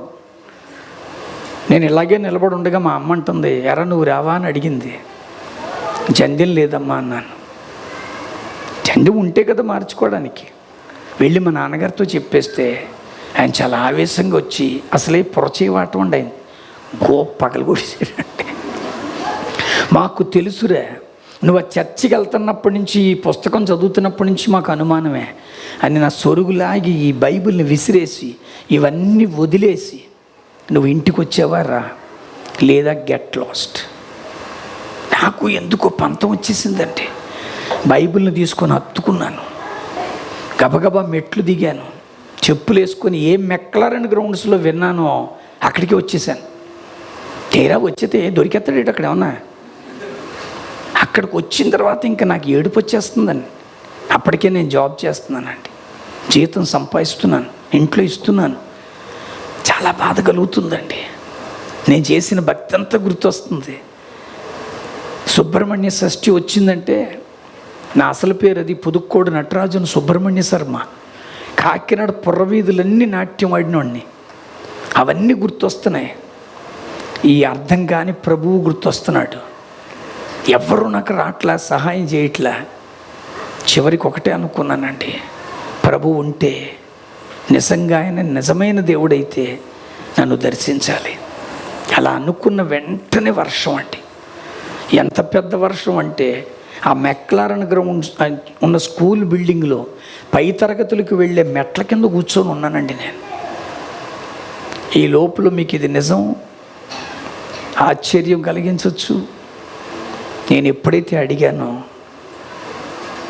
ఎంతకంటే లక్షల కాంతి నా ముందుకు వచ్చేసిందండి. ఆ కాంతిలో నుంచి దివ్యమంగళ స్వరూపుడైన యేసుక్రీస్తు వారు నాకు దర్శనమిచ్చారు. దేవునికి స్తోత్రం కలుగునగాక. ఆయన ఒకటే అంటున్నారు, నీవు వెతుకుతున్న దేవుడను నేనే, ఈ రోజు నుంచి నువ్వు నా బిడ్డవన్నాడండి. యోహాను సువార్త 1:12 అని క్లియర్గా నేను చూశాను. ఇవాళ విమానంలో కూర్చొని కిందకు చూస్తుంటే ఆ మేఘాలన్నీ కనపడుతుంటే నాకు అదే గుర్తొచ్చిందండి. మేఘాలతో ముద్దలు చేసినట్టుగా అక్షరాలు. యోహాను 1:12 తననెందరు అంగీకరించురు అనగా తన నామమందు విశ్వాసం ఉంచు ప్రతి వారికి ఆయన తన బిడ్డలగుటకు అధికారం ఇచ్చాడు. అదే అధికారంతో ఇంటికి వచ్చేసానండి. మా ఇంట్లో ఆంక్ష పెట్టారు, వాడిని ఎవడు లోపలికి రానివ్వకూడదని. మా అక్కకు అప్పుడప్పుడు డబ్బులు ఇస్తుంటాను. మా అక్కంది వెనక నుంచి వచ్చాను. నేను అన్నాను, వెనక నుంచి రావడానికి నేను ఎవడనో కాదు తే అన్నాను. లోపలికి వెళ్ళిపోయాను. నా కంచం, నా బట్టలు, నా బీరు అన్నీ వేరు. గబగబా తడిసిపోయి ఉన్నానేమో. స్నానం చేసుకొని బట్టలు మార్చుకొని అన్నం నేను పెట్టుకు తింటుంటే మా నాన్నగారు వచ్చారు. డాయ్ అన్నారు. నేను అంటున్నాను ప్రియులారా, అప్పటికప్పుడు నేను అన్నాను డాయ్. నేను మళ్ళీ చెప్తున్నానండి, ఆ రోజు నిలబెట్టిన నా దేవుడు మా నాన్నగారు చచ్చిపోయే ముందు నీ చేతుల మీదుగా బాప్తిజం తీసుకోవాలన్న కోరిక ఉండిపోయిందిరా అని చచ్చిపోయాడు ఆయన. హల్లెలూయా. నేను మళ్ళీ చెప్తున్నాను, నేను మిమ్మల్ని లోకానికి వెలుగ్గా ఉంచడానికి పిలిచాడండి. You are suppose to be a great light for the society. తర్వాత అంటున్నాడు, ఇశ్రాయేలీల మధ్యలో మహిమగా చేయడానికి పిలిచాడు. నీ స్వజనముల మధ్యలో నువ్వు మహిమగా ఉన్నావా? ఇదే బెంగళూరులో నా పెద్దక్క ఉందండి. నేను అంటున్నాను, నా పెద్దక్కకి నేను ఫోన్ చేస్తే ఇంటికి రారా అంటది. ఒకప్పుడు వీళ్ళందరూ నన్ను వ్యతిరేకించారండి. ఇప్పుడు యూట్యూబుల్లో అక్కడక్కడ నా మాటలు విని మా పెద్దక్క ఇప్పుడు ఏమీ అనడం లేదు, పైగా వాక్యాలు పెడుతున్నారండి నాకు వాట్సాప్లో. నేను మళ్ళీ చెప్తున్నాను, నేను హ్యాపీ క్రిస్మస్ అని పెడతారండి ఇప్పుడు. మా వాళ్ళ మధ్యలో నన్ను మహిమగా చేశాడండి దేవుడు. కాకినాడలో ఒక ఇంట్లో కొంచెం అన్నం తినడానికి వెళ్ళాను. నాకు మా అరవ వంటలు అంటే ఇష్టం. నాన్ వెజిటేరియన్ పెద్ద అలవాటు అవ్వలా. ఆ ఇంట్లోకి వెళ్ళి అన్నం పెట్టమంటే ఏమన్నాడు తెలుసా అండి ఆయన?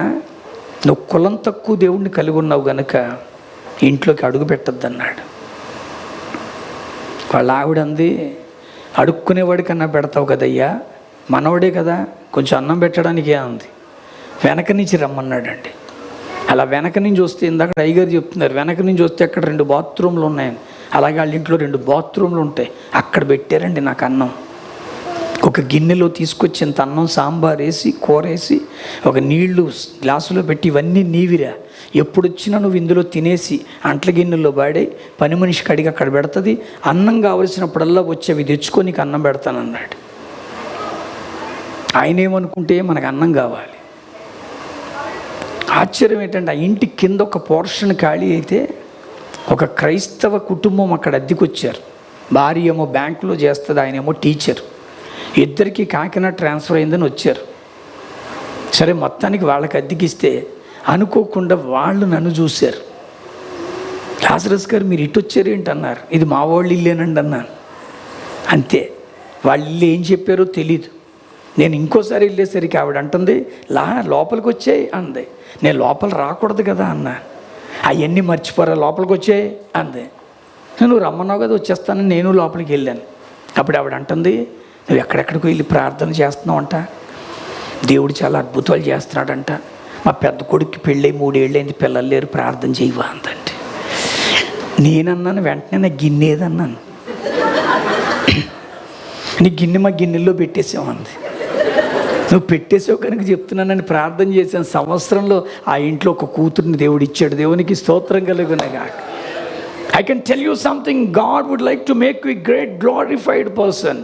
మహిమాయుక్తమైన మనిషిగా నీ కుటుంబీకుల మధ్యలో నేను ఉంచడానికి ఆయన పుట్టాడండి. నీ బంధువుల ఇంట్లో నువ్వు మహిమగా ఉన్నావా? అనయ్య ఒక్కసారి ఇంటికి వచ్చి ప్రార్థన చేయి అనయ్య, బాబుకి బాగాలేదు వదిన, ఒక్కసారి నువ్వు ప్రార్థన చేయి వదిన, అక్క ఒక్క నిమిషం ప్రార్థన చేయవా నా కోసం, తమ్ముడు మా ఇంట్లో పరిస్థితులు బాగాలేదు ప్రార్థన చేయి అని నిన్ను అడగగలుగుతున్నారా? నిన్ను అలా అడగగలుగుతున్నారంటే క్రీస్తు మహిమ నీలో పుట్టిందని అర్థం. దేవునికి స్తోత్రం కలుగునగాక. నేను మళ్ళీ చెబుతున్నాను, ఈరోజు నిజంగా దేవుడు ఆ పాపాన్ని తీసి పవిత్రాత్మగా మార్చి నిన్ను నన్ను మహిమయుక్తంగా చేయడానికి వచ్చాడండి. ఈరోజు అలాంటి పాపాత్మను పవిత్రాత్మగా మార్చుకోగలిగావా? అది నిజమైన క్రిస్మస్. నేను మళ్ళీ అంటున్నాను, ఈ బంధాలు, ఈ బాంధవ్యాలు, ఈ కులాలు, మతాలు ఏవి రావండి. విముఖాహ బాంధవాయాంతిం ధర్మస్య మనుగచ్చతి. ఈ బాంధవ్యాలన్నీ తెగిపోతాయి, నువ్వు చేసుకున్న ధర్మం మాత్రమే మిగులుతుంది. ఇది నా మాటలు కాదు, నా బైబిల్ చెప్పింది, శాస్త్రం చెప్పింది. ఈరోజు మళ్ళీ అంటున్నాను, నేను మంచి ఇల్లు కట్టుకుంటాడండి, గృహప్రవేశం అద్భుతంగా చేసుకుంటాడు. అదే ఇంట్లో ఒక నెల రోజుల తర్వాత ఎక్కుళ్ళు వచ్చి చచ్చిపోతే అరగంట సేపు ఉంచరండి, ఆ ఇంట్లో ఉంచుతారా? తీసుకొచ్చి బయట పడేస్తారు. ఇల్లంతా తిప్పి చూపిస్తాడండి, ఏసీ వేయించాను అంటాడు. పైగా అక్కడే ఉంటుందండి వాష్రూమ్, అల్మార్లో బాత్రూమ్ కూడా ఉందంటే మనం ఏమి ఎరగని వాళ్ళకి ఎక్కడరా అంటాం. ఎందుకని ఆయన మురిపించాలి కదా. ఆడు వెంటనే అని తలుపు తీస్తాము, ఇందులో పెట్టావా బాత్రూమ్, భలే కట్టేవే, అబ్బో బాత్రూమ్ చూడమంటారా? నాకు ఎప్పటికీ అర్థం కాదు అసలు. బాత్రూములు చూడు, ఎందుకంటే అందులో టైల్స్ చూడు, ఎంత మురిసిపోతాడండి. చచ్చిపోతే అరగంట సేపు ఉంచరండి, తీసుకొచ్చి బయట పడేస్తారు. బయట పడేస్తే శవం అంటారు, మధ్యస్థంగా ఉంటే భౌతికాయం అంటారు, సెలబ్రిటీగా చచ్చిపోతే పార్థివ దేహం అంటారు. అంతే. ఈ మధ్యనే చనిపోయారు సిరివెన్నెల సీతారామ శాస్త్రి గారి పార్థివ దేహం, కొణిజేటి రోసయ్య గారి పార్థివ దేహం, డాలర్ శేషాద్రి గారి పార్థివ దేహం. పార్థివ దేహమన్నా భౌతికాయమన్నా శవమన్నా ఒకటే అర్థం, ఇంకెందుకు పనికిరాదు. తగలబడే శరీరం అయితే తగలబెడతారు, ఖనన శరీరం అయితే ఖననం చేస్తారు, అంతే. ఇందులో ఏది రాదు, నీ మతం రాదు, నీ కులం రాదు, నీ ధర్మం తప్ప.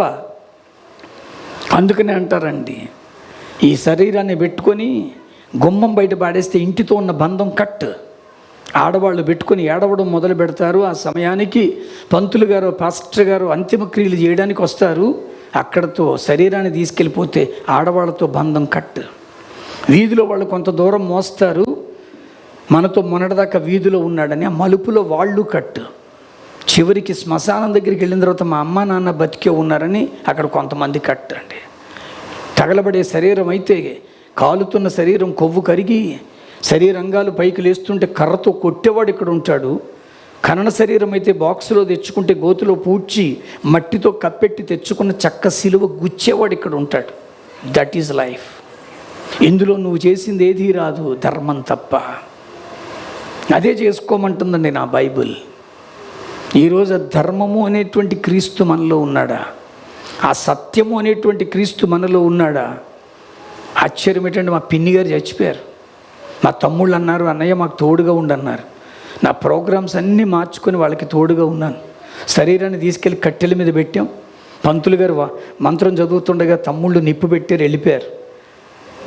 నేనేమో మా అరవ పద్ధతిలో పంచి కట్టుకొని నిలబడి చూస్తున్నాను. నేను పంతులు గారు నిలబడి ఉన్నాం.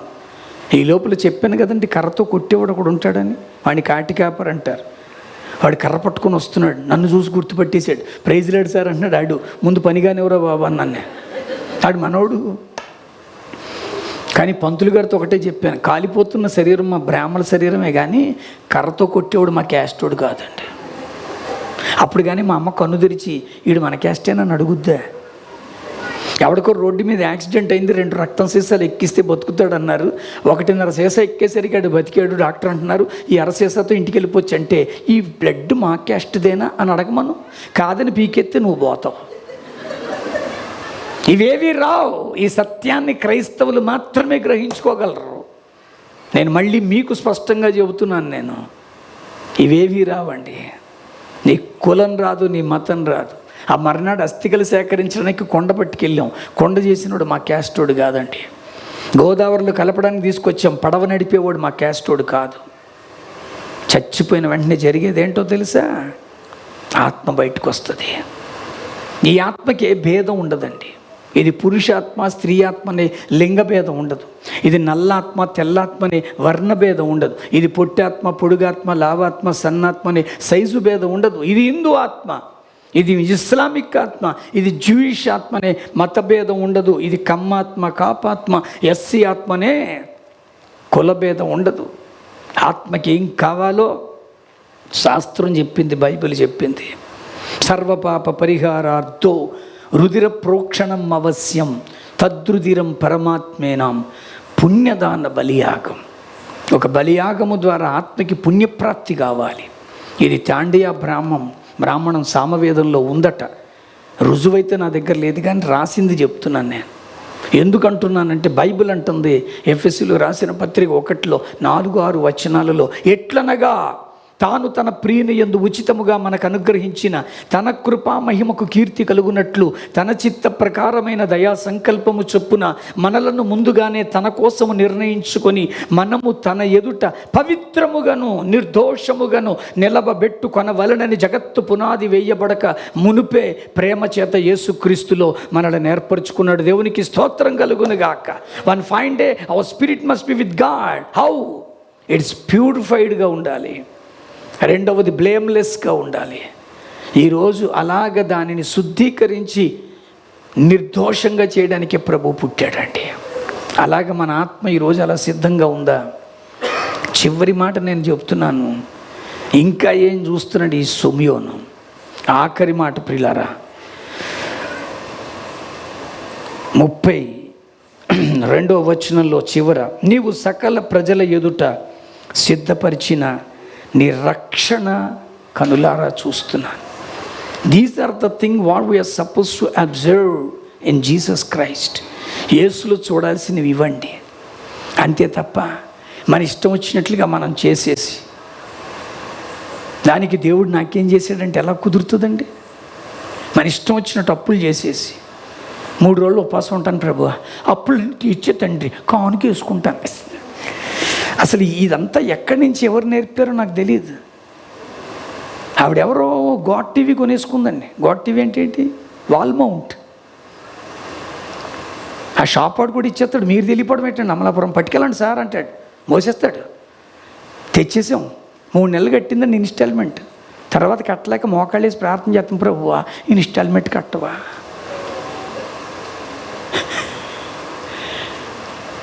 అసలు ప్రభు ఎలా కనపడుతున్నాడంటే, ఈరోజు నిజంగా నీలో నీతి పుట్టిందా? యేసు పుట్టాడు. ఆదరణ పుట్టిందా? యేసు పుట్టాడు. సమాధానం పుట్టిందా? యేసు పుట్టాడు. వెలుగు పుట్టిందా? యేసు పుట్టాడు. మహిమ పుట్టిందా? యేసు పుట్టాడు. రక్షణ పుట్టిందా? ఈరోజు ఎవరికి అక్కర్లేదండి మనం, కానీ ప్రభువుకి కావాలి. అందుకని ఆయన మన కోసమే పుట్టాడండి. ఆయన ఇవన్నీ నాలో ఈ క్రిస్మస్లో పుట్టునుగా కానీ ప్రార్థన చేసుకోండి. ఇందాక అయ్యగారు నన్ను పరిచయం చేస్తూ ఏదో ఒక విషయం చెప్పారు. ఆ విషయం ఏమిటో చాలామందికి పూర్తిగా తెలియదు. అది మీకు కూడా చేసి చెప్పి ముగిస్తాను నేను. బైబిల్లో ఒక కుష్ఠుడు ఉన్నాడండి. ఆ కుష్ఠుడు అంటే ఎవరికి పడదు, కుటుంబానికే పడదయ్యా. నువ్వు వ్యాధి తెచ్చుకొని ఇల్లంతా తిరుగుతూ వాసన వచ్చేస్తుంది, నువ్వు బయట ఒక పాకేస్తావు, అందులో ఉండని పాకేసి అందులో పెట్టేశారండి.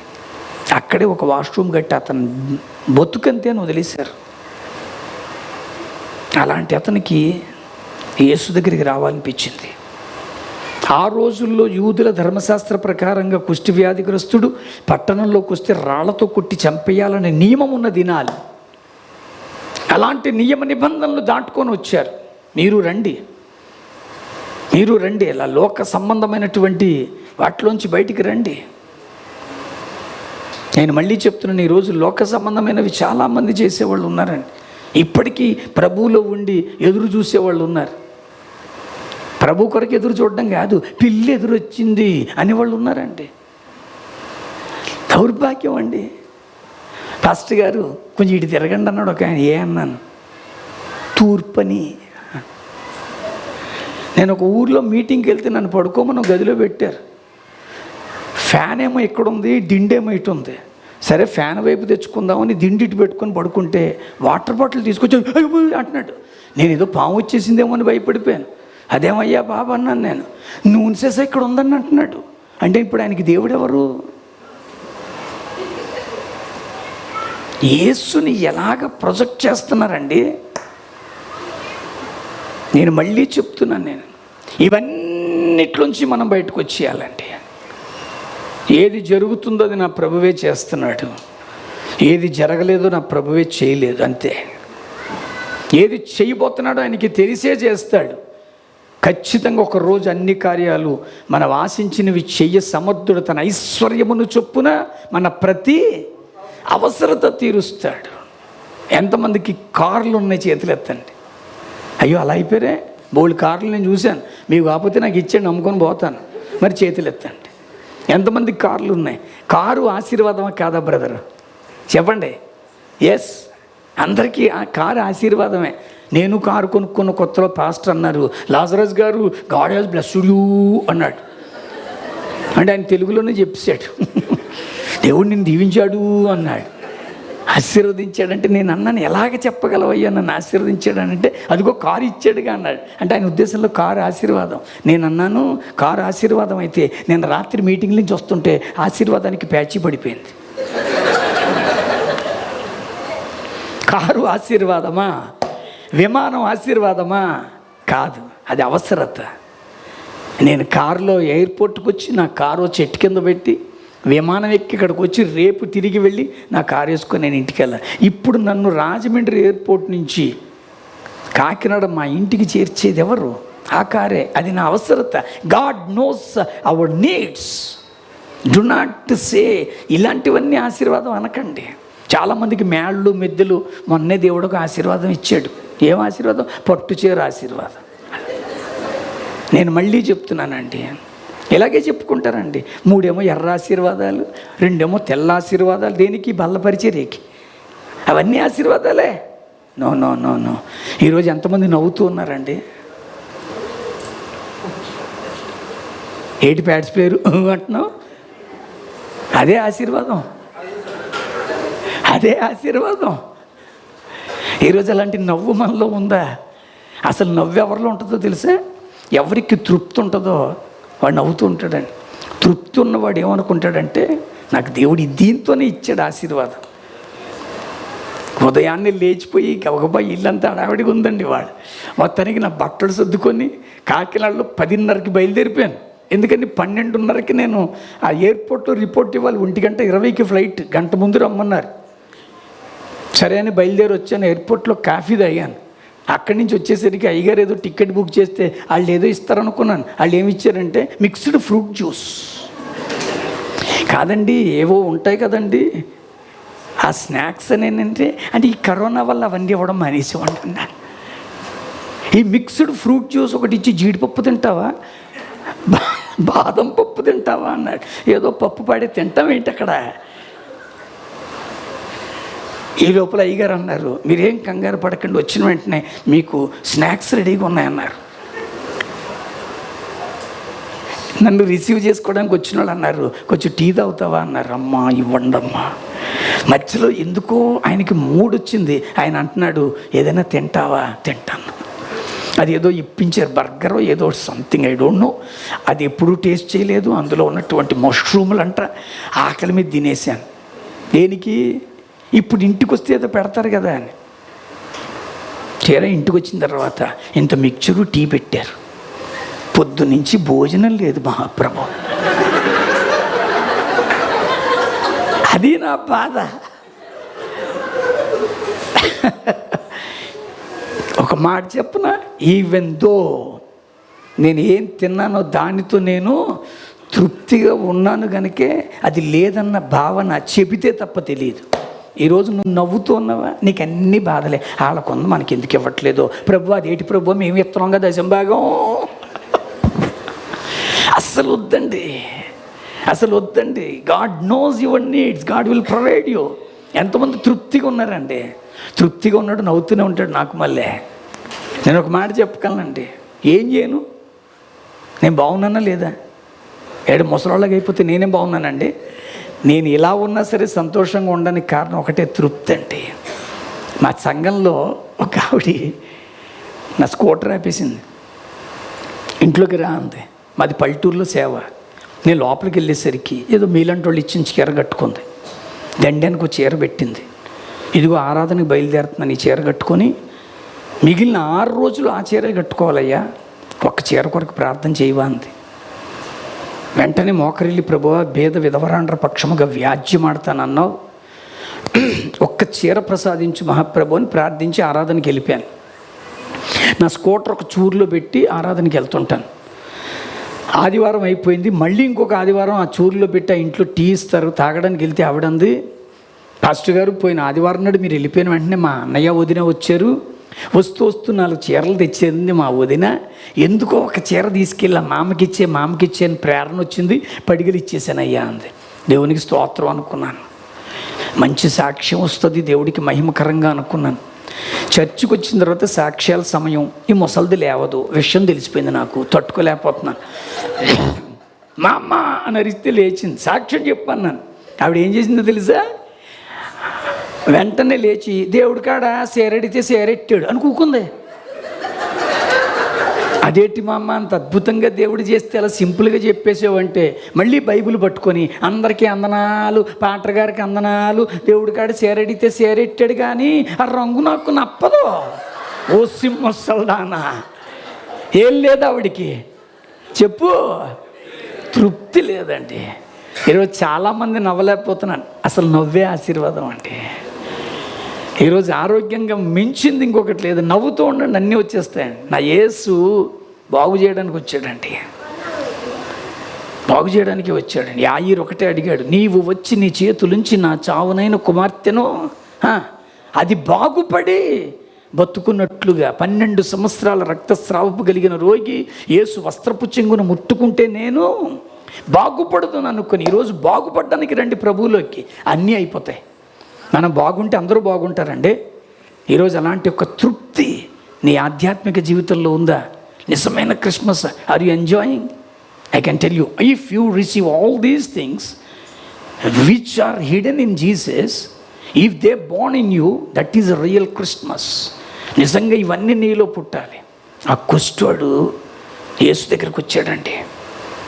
తీరా చూస్తే యేసు దూరంగా ఉన్నారు. కుష్ఠోడు యేసు దగ్గరికి వెళ్ళలేక పైకి అంటున్నాడు ఒక మాట, ప్రభువా నీకు ఇష్టమైతే నన్ను శుద్ధునిగా చేయగలవు. అందుకు యేసు ఏమన్నాడు, ఇది అందరూ చెప్పేస్తారు. అక్కడ జరిగిందేంటో తెలుసా? యేసుని అడుగుతున్నాడు, ప్రభువా నీకు ఇష్టమైతే అని పైకి అన్నాడు, కానీ మనస్సులో అనుకుంటున్నాడు ఏమన్నా తెలుసా, నన్ను ముట్టుకోవా. ఏమన్నాడు? నన్ను ముట్టుకోవా. ఈ వ్యాధి వచ్చిన తర్వాత నన్ను ఎవరు ముట్టుకోవట్లే. భార్య వస్తే అన్నం పెడుతుంటే అంటున్నాడంట, చేతులు ఇలా పెట్టుకుని గిన్నెలో పెట్టి తీస్తుంటే 4 మెతుకులు వస్తున్నాయి, ఒక్కసారి దగ్గరికి రావచ్చు కదా. నా తల నిమిరి ఒక ముద్ద నోట్లో పెడితే నోరార తిని ఎన్ని రోజులైంది అంటే భార్య అంటుంది, అన్నం వండి పెట్టగలను కానీ తినిపించలేను, ఎందుకంటే నువ్వు వాసన కొడుతున్నావు. ఈరోజు మన పరిస్థితులలో ఉన్నాయేమో. కన్న బిడ్డలు వచ్చి తుంగి చూసి వెళ్ళిపోతుంటే, ఒరే ఈ గుండెల మీద వేసు పెంచని భుజాలు ఎత్తుకు తిప్పానురా, ఈ చేతులు పట్టుకుని నడిపించాను, దగ్గరికి రాండ్రా అంటే, daddy you are getting smell. Friends వస్తే అరే ఎక్కడికి వెళ్తున్నారంటే సెంటర్కి వెళ్తున్నారా, అరే నన్ను తీసుకెళ్ళండ్రా, ఎన్నోసార్లు మీతో వచ్చాను, టీ ఇప్పించాను, టీ తాగాను నేను, అరే నీ టీ కావాలంటే తెచ్చిపెట్టగలం కానీ నేను తీసుకెళ్ళాం, ఎందుకని నువ్వు వాసన. అప్పుడు వచ్చాడండి యేసు దగ్గరికి, నీకు ఇష్టమైతే. మళ్ళీ అదే జరగబోతుంది. ఆయనే యేసు ఇక్కడ. అప్పుడు యేసు ఏ డ్రెస్సులో ఉన్నాడు కానీ ఇప్పుడు సూట్లో ఉన్నాడు. ఆ బైబిల్ ఇక్కడ పెట్టి, ఈయన యేసు నేనే కుష్ఠుడిని అనుకోండి. యేసు ఏం చేశాడో తెలుసా పెద్దాయన, ప్రభువా నీకు ఇష్టమైతే అని పైకి అన్నాడు, మనసులో అనుకుంటున్నాడు నన్ను ముట్టుకోవా అని. ప్రభువు ఎప్పుడు మనసే చూస్తాడండి. ఇక్కడ అందరి యొక్క హృదయాన్ని చూస్తున్నాడండి. మనుషులైతే పై వేషమును లక్ష్య పెట్టుదురు కానీ యెహోవానైన నేను హృదయాంతరంగములను పరిశోధించే దేవుడను. యేసు ఏం చేశారో తెలుసా అండి? అందుకు యేసు చెయ్యి చాపి, రవి కుష్ఠుడు ఆనందం ఏంటో తెలుసా? వ్యాధిపోతున్నందుకు ఆనందం కాదు. ఇంతవరకు అందరూ నన్ను చూసి చేతులు ముడుచుకున్నాళ్లే కానీ నా కోసం చేతులు చాచినోడు ఒకడు ఉన్నాడు. దేవునికి స్తోత్రం. யாரு உன்னை கைவிட்டாலும் கர்த்தாவை கைவிட மாட்டார், கைவிட மாட்டார், கைவிட மாட்டார், கர்த்தாவை கைவிட మాటార్. ఎవరు నిన్ను చెయ్యి విడిచినా యేసు చెయ్యి విడువడు. ఎవరు నిన్ను చెయ్యి విడిచినా యేసు చెయ్యి విడువడు.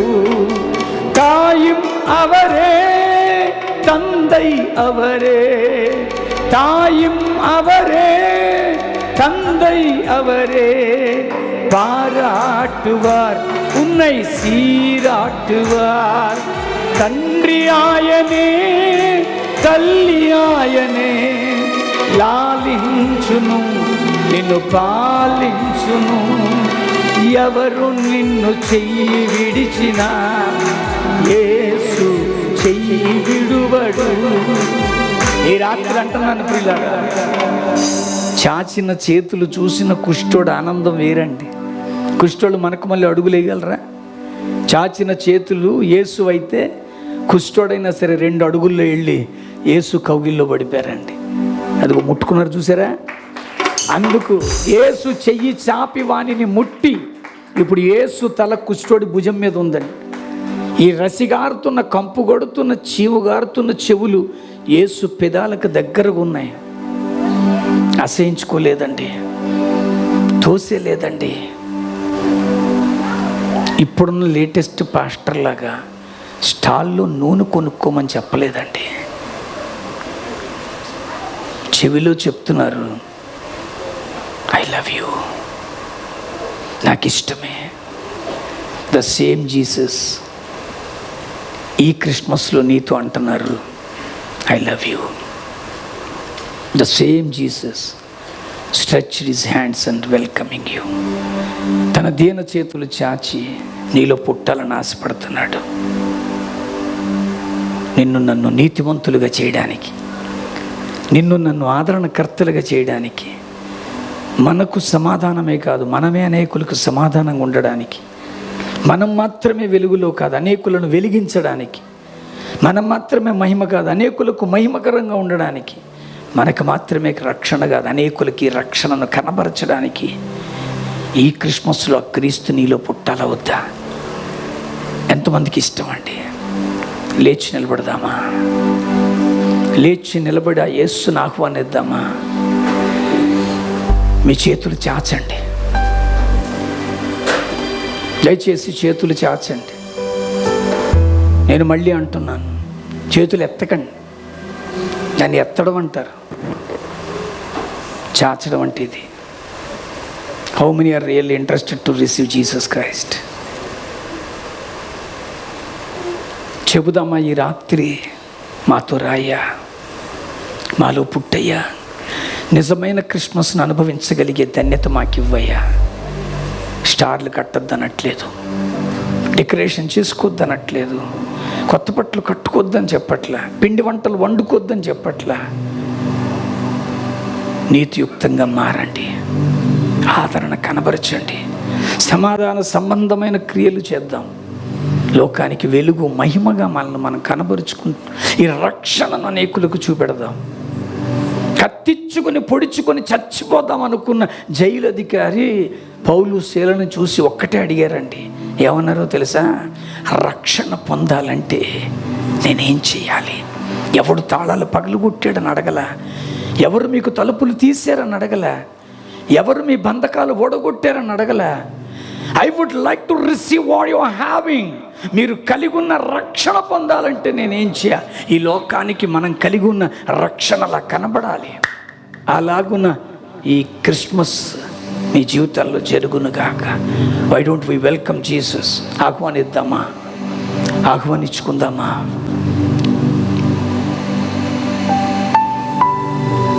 పిలుద్దాం.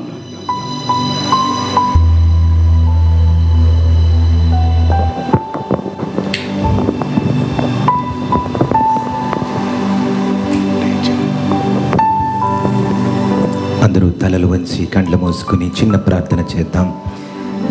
చక్కని దేవుని వాక్యము, ఆయన జీవవాక్కులు విన్నాం. ప్రభువా, నా హృదయంలోనికి నిన్ను ఆహ్వానిస్తున్నానయ్యా. నీలా నన్ను మార్చు తండ్రి, నీ సారూప్యంలోనికి నన్ను చేయి ప్రభువా. నీవు కోరుకునే బిడ్డగా నీ చేతుల్లో చెక్కు తండ్రి అని అడుగుదాం. క్రీస్తుని స్వీకరించుకుందాం. క్రీస్తు లేకుండా సమస్తము మనకున్నా అది వ్యర్థమే. రాత్రికాల సమయంలో క్రీస్తు లేకుండా నీవు బయటికి వెళ్ళవద్దు. Invite him into your hearts. చిన్న ప్రార్థన. కృపగల తండ్రి, పరిశుద్ధుడా, మీ దీనదాసుల్ని మా మధ్యకు తీసుకుని వచ్చి ప్రభువా, శ్రేష్టమైన నీ జీవపు ఊటల చేత మా హృదయాల్ని నింపినందుకై వందనాలు తండ్రి. సమస్తము ఆ కుష్ఠరోగిని ద్వేషించిన చేతులు చాచి హత్తుకున్న దేవుడవు నీవేనయ్యా. మా కొరకు మరణించడానికి ఈ లోకానికి వచ్చిన దేవుడవు నీవేనయ్యా. తన బిడ్డల కోసం తానే బలి అయిన త్యాగమూర్తివి నీవే ప్రభువా. నీవు మాకు కావాలి తండ్రి. మా హృదయంలో ప్రతి వ్యసనాల్ని తీసివేయండి నాయన, ప్రతి మూర్ఖత్వాన్ని తీసివేయండి, ప్రతి అంధకారాన్ని తీసివేయండి నాయన. నీలో నూతన బిడ్డగా నన్ను మార్చండి ప్రభువా. ఈ రోజున తండ్రి, మరి నీ వాక్కులు విన్న ప్రతి బిడ్డను తండ్రి నీవే బలపరచమని, ముట్టమని తండ్రి నాయనా ప్రభువా, మరి ఒక నూతన జీవితాన్ని ఇవ్వమని ప్రభువా అడుగుచూ ఉన్నాము తండ్రి. నాయనా, కుష్టి రోగినే హత్తుకున్న చేతులు ప్రభువా, ఈ రోజున మమ్మల్ని కూడా మీరు హత్తుకుంటూ ఉన్నారు. ప్రతి బిడ్డని మీరు తాకుతూ ఉన్నారు తండ్రి. నాయనా ప్రభువా, మీరు చెక్కే గొప్ప దేవుడవు ప్రభువా. తండ్రి, ప్రతి బిడ్డను మీ చేతులకే అర్పించుకుంటూ నాయనా తండ్రి, మరి ప్రభువా మీ దాసుల గురించి ప్రత్యేకంగా వందనాలు తెలియజేస్తూ నాయనా, మరి పిలువగానే తండ్రి ఆశ కలిగి వచ్చిన ప్రతి బిడ్డ హృదయాన్ని తండ్రి ప్రభువా నీవే ప్రభువా వారి హృదయ సీమలో తండ్రి నీవే నాయన నిత్యత్వము తండ్రి, నిత్య జీవం ఇచ్చే దేవుడిగా నాయన తండ్రి నీవే ఉండమని ప్రభువా తండ్రి అటువంటి కృప ప్రతి బిడ్డకి అనుగ్రహించమని ప్రభా ఏ బిడ్డలు తండ్రి ఇంకా పాపాంధకారంలో నాయన ఇంకా తండ్రి ఏ వ్యసనాల మధ్య ఉన్నా నీవే జయమునివ్వండి ప్రభువా. ఏ బిడ్డలు ఈ సమయంలో తండ్రి నీ వైపు చూస్తూ ఉన్నారో, ఏ అవసరతల కోసం చూస్తూ ఉన్నారో, సింహం పిల్లలు లేమి గలవై ఆకలి గునినా యెహోవాను ఆశ్రయించే వారికి ఏ మేలుయు కొదవలేదన్నట్టు నీ నిండైన మేలులతో ప్రతి బిడ్డను నింపి దీవించమని నజరేయుడైన యేసు నామమున ప్రార్థన చేయుచున్నాము తండ్రి. ఆమేన్, ఆమేన్, హల్లెలూయా.